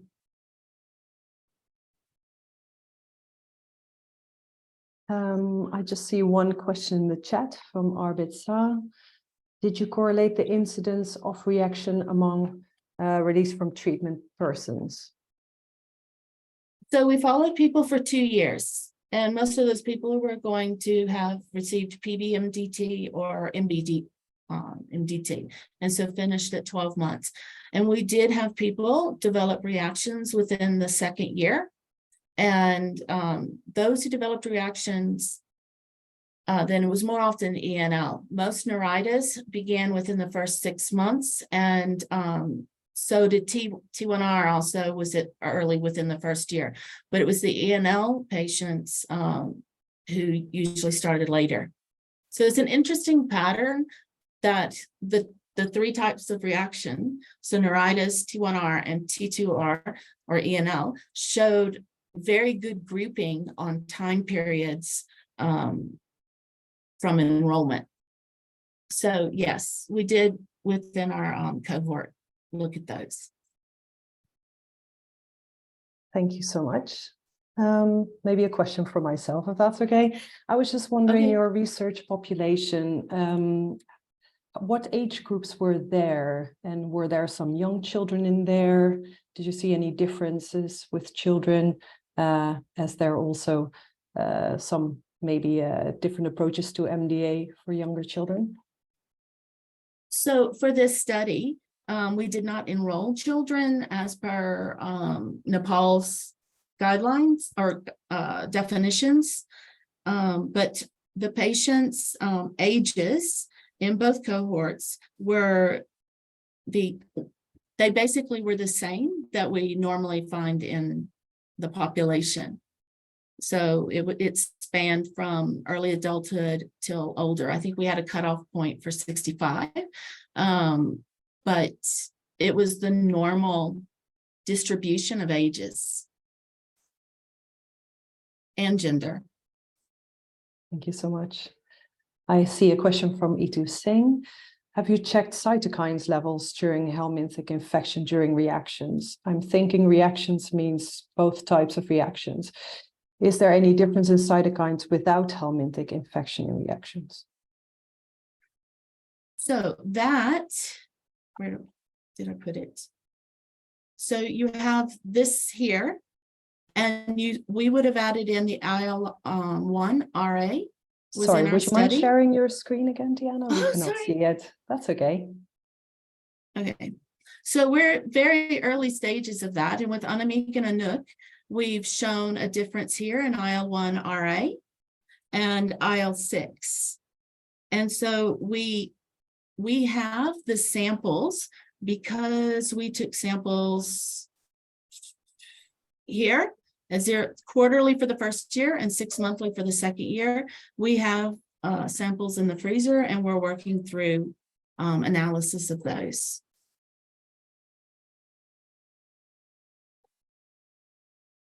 Great, thank you so much. I'll hand back over to Dr. Truman. Okay, thank you, Diana, or Deanna. Appreciate the presentation. We're close enough on into our scheduling then, actually amazingly on time. We'll take ourselves to the next presentation by Mr. Kofi Yao for the Hope Commission International with an integrated approach with eSkin app and teledermatology and early detection and effective management of skin entities in Côte d'Ivoire. Hello, everybody. I'm presenting from Abidjan, Ivory Coast, West Africa. I'm sorry it's raining heavily here, so maybe you could hear the rain. So my presentation is on the use of on early detection and case management of skin diseases. So this is an ended project supported by LRI. We ran the project from October 2019 to last November. So the outline is there. We go directly to the presentation. We ran this project because Skin diseases are highly prevalent in Cote d'Ivoire, like in most of the sub-Saharan Africa. And also we know that skin NTDs could lead to lifelong disability and deformities if they are not diagnosed and treated earlier. But also we know that with the routine, with the active finding, there's possible hidden cases. So cases are really underreported in our countries. And also, lastly, we have some challenges related to active case finding, which are punctual activities. With the high prevalence of skin diseases, we could not notify all the cases with punctual active case finding camps. But also with those camps, we don't have some continuous system for case management. And also in Africa, we lack experts in dermatology. Like in Cote d'Ivoire, we have around 100 dermatology for 29 million population, and all of them are living in big cities and mainly in Abidjan. So where we find skin diseases, there are no experts for diagnosis and treatment. For this reason, the objectives of our project, the main one, the primary one is to evaluate an integrated surveillance approach for early case detection and effective management of skin diseases. And we have three secondary objectives. One is to increase case detection of skin entities. The second one is to improve knowledge of healthcare providers for them to be more effective in detecting and treating cases. And the third one is to develop a system to support local healthcare providers with diagnosis and management of skin entities through the mCare tool and teledermatology. So the study sites is Zwaunye. Zwaunye is a district in the west of the country at the border of Liberia with more than 200,000 population.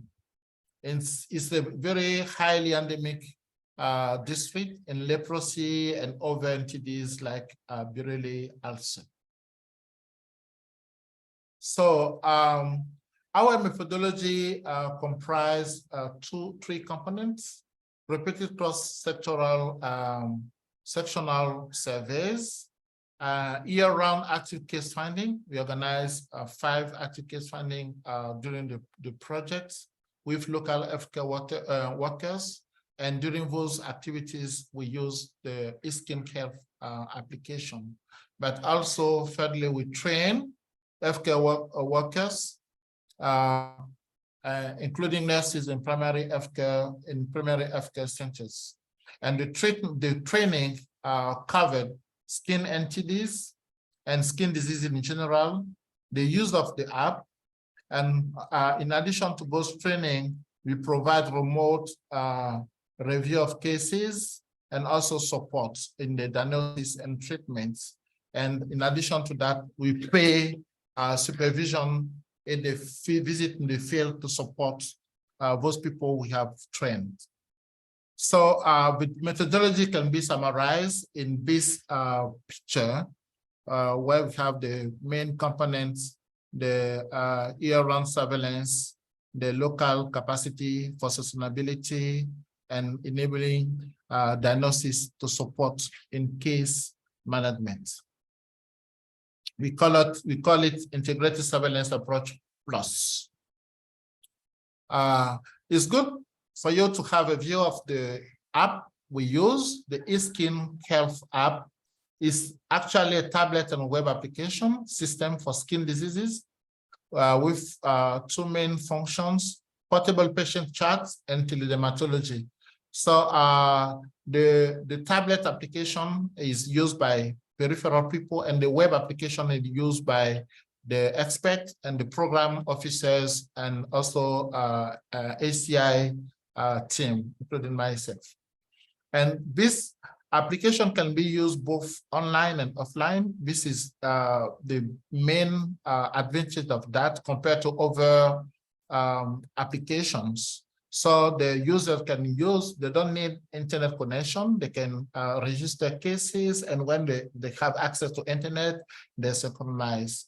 However, the internet connection is necessary for communicating with experts and program officers to get support and other kind of discussion on the cases which have been reported. And some of the functions we have, as I said, two main functions, like patient informations can be put in the system, in the application, but also the app is used for follow-up to show improvement by taking pictures and information on the lesion when the patient comes for another visit. The application for now in English, French, and Japanese at present, and is continuing to be developed and improved since 2015. You can see some pictures we can find in the system. So in terms of results, compared to the objectives, the secondary objective we have, firstly, we have been able to increase the number of cases detected through the active case skin counts, and also with the use of in routine use of the application. So more than 3,000 cases were reported. Most of them are scabies, and during the skin counts, in average, we report 850 cases of skin diseases with very various type of skin diseases. We discover almost all kinds of skin diseases. We could even diagnose cases of leishmaniasis and mycetoma, which are not known as endemic, as prevalent in Cote d'Ivoire, but with this project, we were able to find some, and further researches and investigation are being done to confirm whether we should declare Cote d'Ivoire as endemic in those two diseases. And on this table, you can see changes the number of cases reported during the 2 years before the project, from 2017 to 2019, and then during the course of the project. The main observation which can be done is that the nurses are now able to diagnose almost all kinds of skin diseases. We gather only the entities, but if you go to other skin diseases, you can see that now we have all kinds of skin diseases diagnosed by those people. Before the project, they will put only dermatosis when it is skin diseases, except leprosy, biliary ulcer, which were known by the nurses. Regarding the knowledge, this graph shows how the number of cases has varied during the course of the project. You can see that most of the time, the number of cases diagnosed increased just after the trainings. When we run training, the following period, there are many cases coming out because the nurses are skilled. The cases decrease after that because sometimes they lose some motivation when they go to other activities in the district. But we could see that just after the skin comes and the trainings, the number of cases increases. Regarding the remote support, we also ran some SUS usability survey with the people using the application, and we can see that the score has increased from the beginning, from 2020 to 2021. It decreases a bit in 2022 because not all the users were trained at the same time. We had some new users which came in the project where they were enrolled during the course of the project after 3 years. So it affected the score.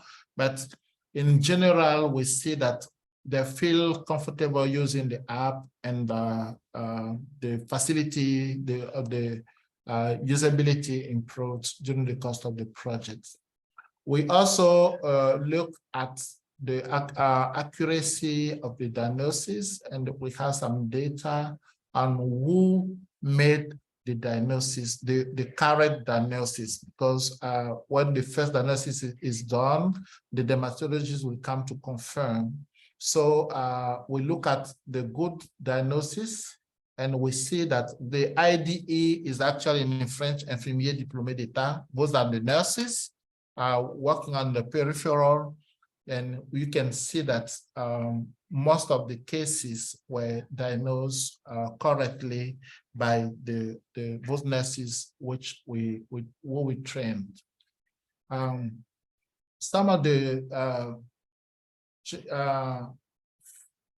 finding we see is that the local healthcare workers are empowered by being equipped by the eSkin app. Really, they are happy to use this application. And the practice of taking medical record was new to many of those local health workers. So the Skin app play an instrumental role in facilitating this and support their daily practice. And so the confirmation of the confirmatory diagnosis of leprosy were provided through our approach, as well as we were able to diagnose cases in skin entities what were uncommon on the region. And also the training in differential diagnosis improved the quality of diagnosis done by the nurses. Because one of the difficulty and the dermatology is the differential diagnosis. So with this support, we could see that more and more the nurses were able to make a differential diagnosis and have accurate diagnosis. However, we have some limitations of in this project. It's like, as I said, the practice of taking medical records was new, and some of the nurses are not very IT people, depending on their age, and so it was not very easy for some of them, even till now. And the internet connection also continued to be a problem, because the more you go to remote places, the less you have good internet connection. So even to find connection for synchronization is not easy. They don't have the 4G everywhere, so it's challenging to synchronize. But we are still working on the system to make it less heavy, lighter, so that they can synchronize easier to find support. So our thanks to Leprosy Research Initiative, the Florent Institute of Côte d'Ivoire, the BU program, the Chilean University, the NIH, Epco Commission International, and many other partners who supported this initiative. Thank you.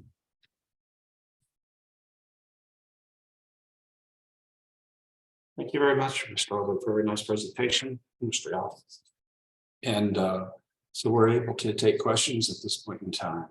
I have one quick question for clarification, if you could. I noted that you said that there were one slide listed that there were 2,200 other skin diseases diagnosed in the area. So are these just various manifestations of skin problems, or not necessarily infectious diseases? Is that correct? I did not get your word. Can you come again? Yes. So let's put it this way. I saw a large number of more other skin diseases and manifestations indicated in the table than I did of, say, early ulcer, leprosy, yaws, etc. Is that, or your standard infectious list? It seems to be very useful in terms of scabies as well, for bringing attention to these diagnoses. So I was just wondering if these other manifestations are just skin complications, or they total diseases, regular diseases? Yeah, there are skin diseases. We did not put the name of those diseases because the project was more focused on the entities as index diseases. However, there are skin diseases of even some of diseases of interest. Yeah. Okay, well, I see that there's several questions in the queue already, so I'll hand it over to Suzanne. Okay. Thank you so much. First of all, a nice comment from Joseph Chukwu, who says this is a very valuable intervention. And Adamola Adelekan asks if the app also uses artificial intelligence to identify cases, or is it just to electronically collect and record data? It's just for electronically collection of data. We are at the beginning of the process, but we save pictures, and we plan for artificial intelligence when we have a high number of pictures. So for now, we save pictures, but we are not using the artificial intelligence yet. Thank you.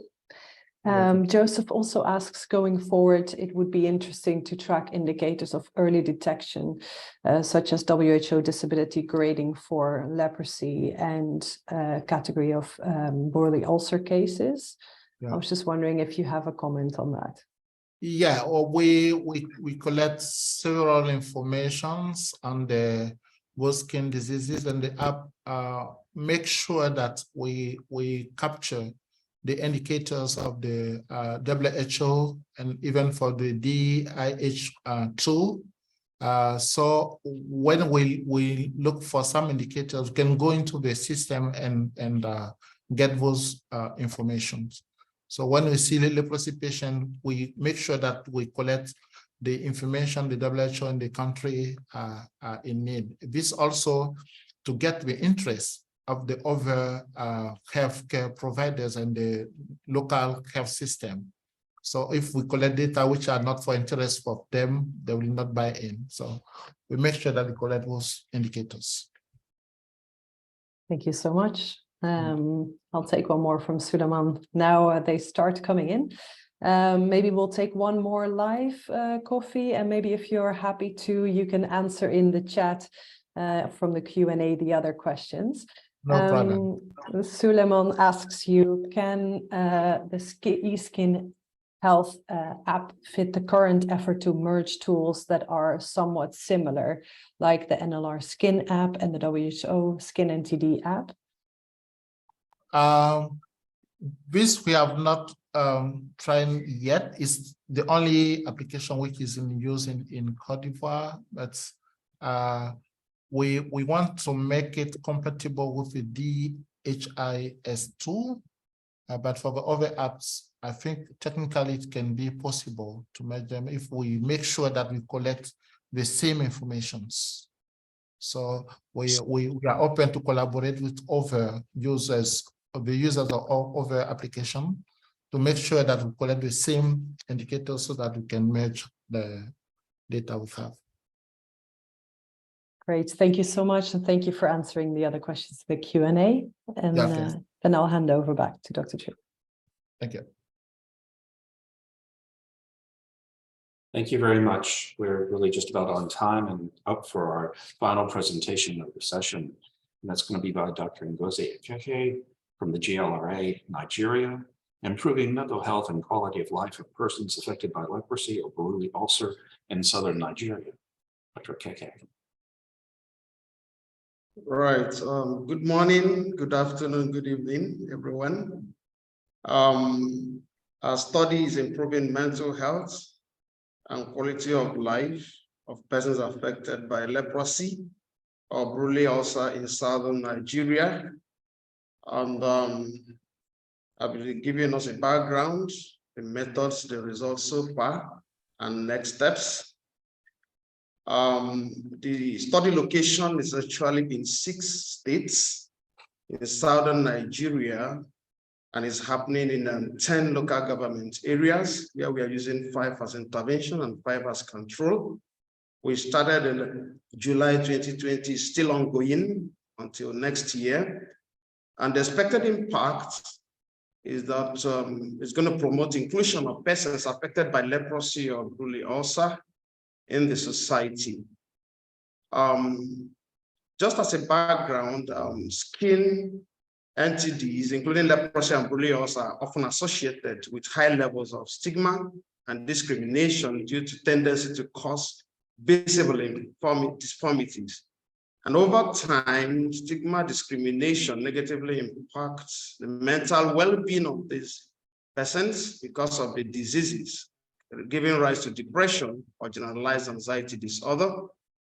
And unfortunately for us in Nigeria, there is death of mental health experts, where you have one psychiatrist to even more than 1 million population due to the migration happening and other factors, one psychiatric nurse to 40,000 population. And within the National TB Leprosy Control Program, there's no provision for mental health services for persons affected by leprosy or brulee ulcer. So the study desires to explore sustainable ways to make mental health services accessible to these patients. And the aim of the study is to determine the effect of community-oriented, holistic approach on burden of mental disorders among persons affected by leprosy or brulee ulcer. And so we hypothesize that using self-help groups and community lay counselors and trained frontline health workers will reinforce and complement each other in a synergistic manner for better outcomes. So the study is a cluster randomized control study involving persons affected by leprosy or brulee ulcer, selected from 10 clusters, which are local government areas with the highest number of leprosy or brulee ulcer cases between 2014 and 2018, especially in southern Nigeria. And we randomized them into study and control, where we have over 300 leprosy and brulee ulcer patients in each of the groups. And the arrangement is to use PHQ-9 and GAD-7 for depression and anxiety, social distance scale to assess social inclusion, WHO Paul Breath and Warwick Edinburgh mental well-being scale, as well as SARI stigma scale to assess quality of life and mental well-being. And the plan here is to assess all the patients in both intervention and control clusters before the intervention, and also repeat the same thing after the intervention. So the baseline so far with 635 persons affected by both leprosy and brulee ulcer. Those with brulee ulcer were about 134 of them. Had a finding which was quite revealing that in the intervention population, we had over 90% of them with one form of depression or the other, whereas in control, we also had very high proportion, 87%. And then in intervention with anxiety disorders, over 80% of them had one form of anxiety disorder or the other, and then in control, over 70%. So looking at this very high level of depression and anxiety, one began to wonder, how does that compare to the general population? And the finding here is that studies have revealed that in Nigeria general population, we have about 4% to 5% of population who have depression, but then about 30 to 48% of among those with chronically ill patients, you have that high proportion, but then it's not as high as those with leprosy or brulee ulcer, which we found in our study. So moving fast to the intervention aspects of this survey, the intervention is actually revealing that when we started the intervention, our whole plan was to engage community-led counselors, establish self-help groups, and also to train the frontline workers. And so far, about 25 community lay counselors had been engaged and trained, 25 frontline health workers also trained, and about 33 self-help groups of persons affected by leprosy or borreliosis had also been established. And these trained community lay counselors and health workers had been supported with quarterly supervision. They've also enjoyed like 2 rounds of retraining within the period. And then the self-help groups, actually, people come together, they share their experience of stigma, exclusion in the community, and their coping mechanism. So so within the period, we've had over 120 meeting sessions within the intervention, the 5 intervention clusters. And we also had about 100 sessions of counseling from either the community lay counselors or the frontline health workers to patients who are in need of this. But one thing that is of interest is what we observed among the self-help groups, reports that came to us, at least within the past 1 year. And it's quite thrilling, and I will take us through some of those interesting things before we conclude. A trained community lay counselor gave this report that within his own cluster, that a 41-year-old male affected by leprosy who declined to join the self-help group meetings at first due to self-stigma and low self-esteem is presently one that is very active and a regular member. And then another interesting report that came was from this 30-year-old student who is a male affected by leprosy in one of the intervention clusters, who reported to us that for about 2 years that he could not actually attend church or any social gathering due to shame. But he has considered himself a failure in life. And he said, one day I got a surprise visit from a religious leader in the community, and he happened to be one of those we trained as lay counselors. So he encouraged me to join the self-help group. And he's saying that if not for the self-help group, he would have still been hiding at the moment. But today he's transformed and he is a happy person, though the meetings are still ongoing.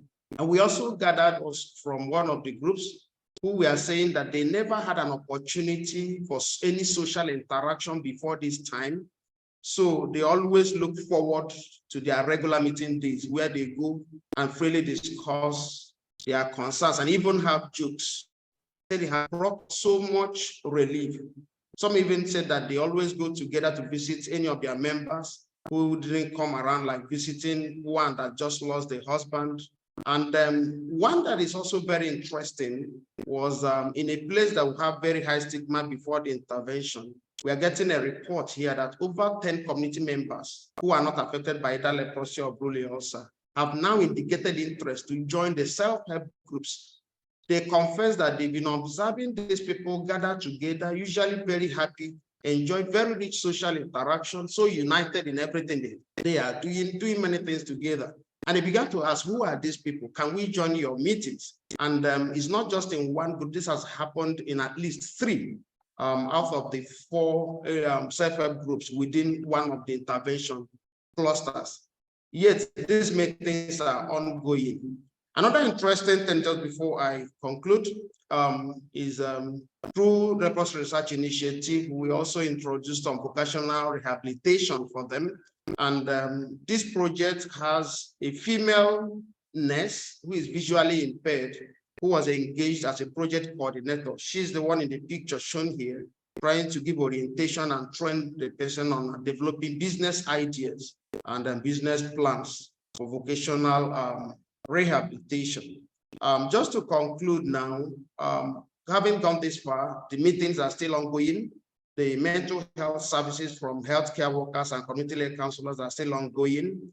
And then the retraining, we just concluded that, and we are looking forward any moment from now to begin the end-line data collection. So just as a summary, so far, we've observed that the mental health burden of persons affected by leprosy or Brule ulcer is actually very hard within our study area here in southern Nigeria.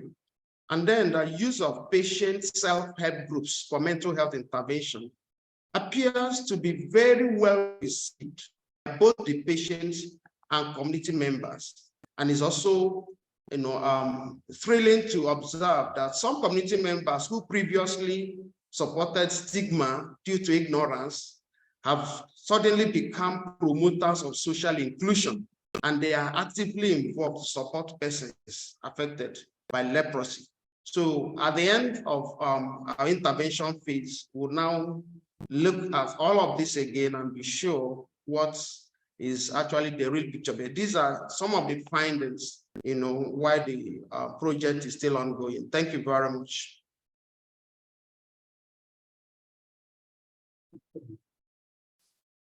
Thank you, Dr. Akeke.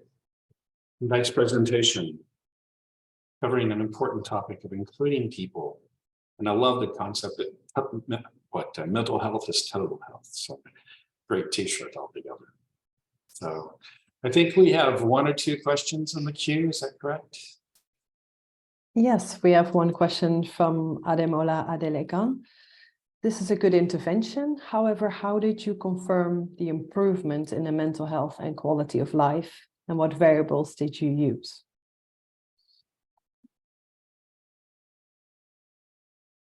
Thank you. This is a great question. This project is still ongoing. So we are still at the intervention phase. We only established the baseline for quality of life, depression, anxiety disorders, and other parameters. These are the things we have established at baseline, and the intervention is what we've rolled out presently. So it's actually at the end of the intervention that we will be able to establish what's changed that happened. But the report presented so far during quarterly supervision, we got these feels and feedback from the patients directly.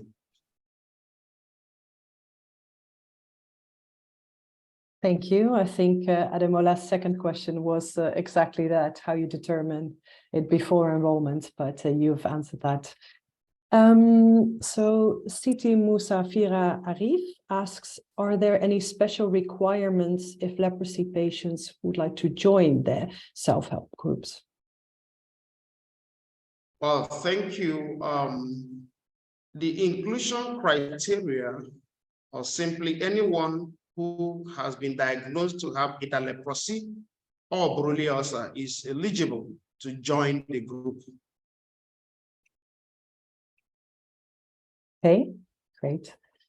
Shibu George asks, how did you engage the lay counselors or the self-help group members? Was there any other support for them apart from vocational skills training?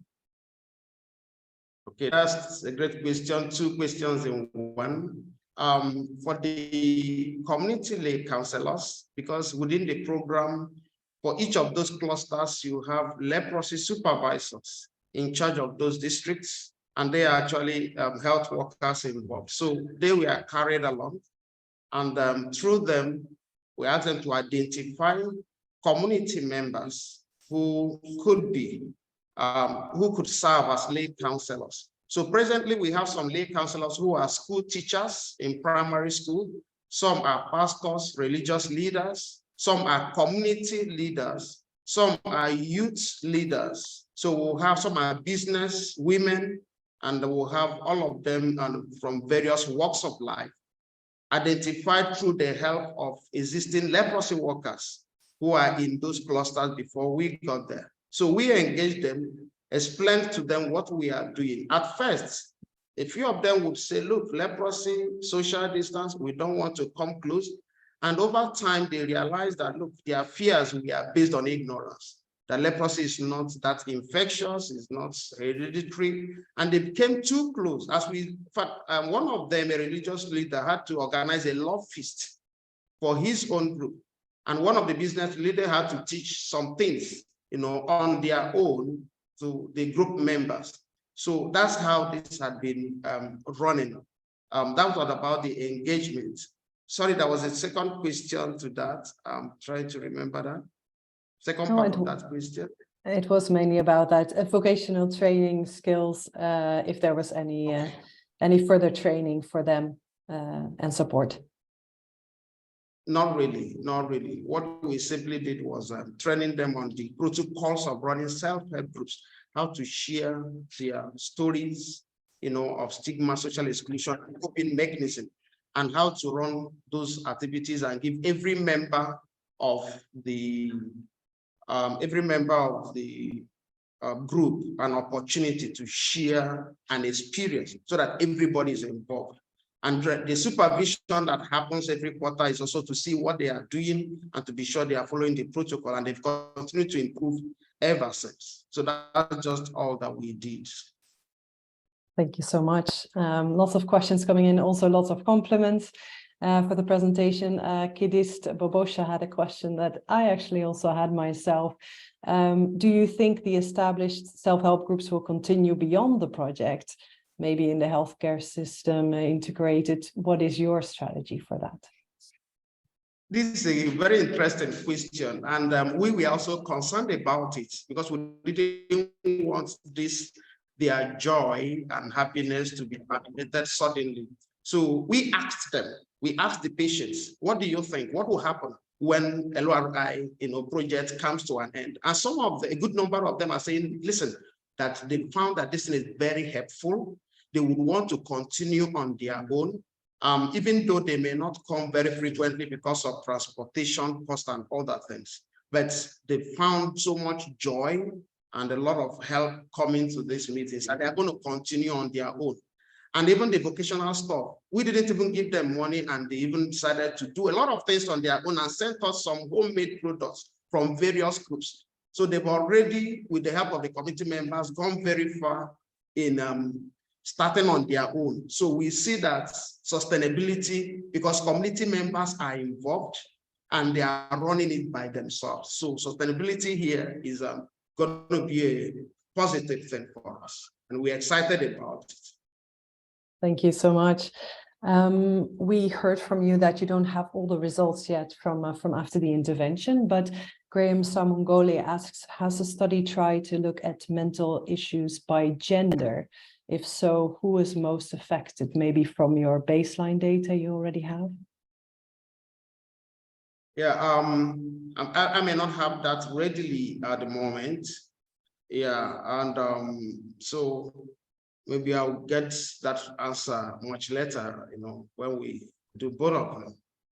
Yeah. Great. Watch this space for the findings. I'm sure it will come later on. Thank you so much. I am going to finish with one more question from Dr. Diana. We saw you used screening tools to detect symptoms of depression and anxiety in participants, but were they also diagnosed by a mental health professional? Okay, beautiful. Within our team, but my opening slide, and member of our team, we have a psychiatrist, we have a clinical psychologist as part of our core team. And the training was actually facilitated by the psychologist, the psychiatrist. And even in the field, when they meet cases that are beyond them, the healthcare workers, the clinical psychologist arranges to get to the field and manage the patient and mentor the healthcare worker or the community lay counselors. So, they are part and parcel of our team, and we are working together with them. Great. So I believe that answers the question of who I'll did the training. keep it at that. Thank you. You might want to answer a few more last questions that are in the chat and the Q&A, but we'll end this Q&A for this presentation here. Thank you so much, Gozi, and I'll hand back over to Dr. Truman. Thank you. So this really concludes our webinar for this session altogether. I think it gives a hope that you've got a nice taste of the projects and diversity that the LRI supports. And I want to personally thank all of the presenters for this session, of whom we're all particularly proud to be a part of their work in these regards. Linda, did you have any closing comments that you would like to make? Thank you, Dick. I just want to join you in being very grateful to the presenters and to the team and yourself for making this all possible. It was a wonderful highlight session. Thank you. Certainly, great credit goes to the Secretariat of the LRI. It takes a lot of work to put these things together. I think they did a very nice job. Hopefully, this is something that we can repeat in the future. The outreach to people around the world is important and I think useful. And with that, I'll just conclude by thanking you for your attendance, being a participant, and look forward to joining you hopefully in the spring next year in Holland, and also again online at a later date after that. Thank you. Goodbye.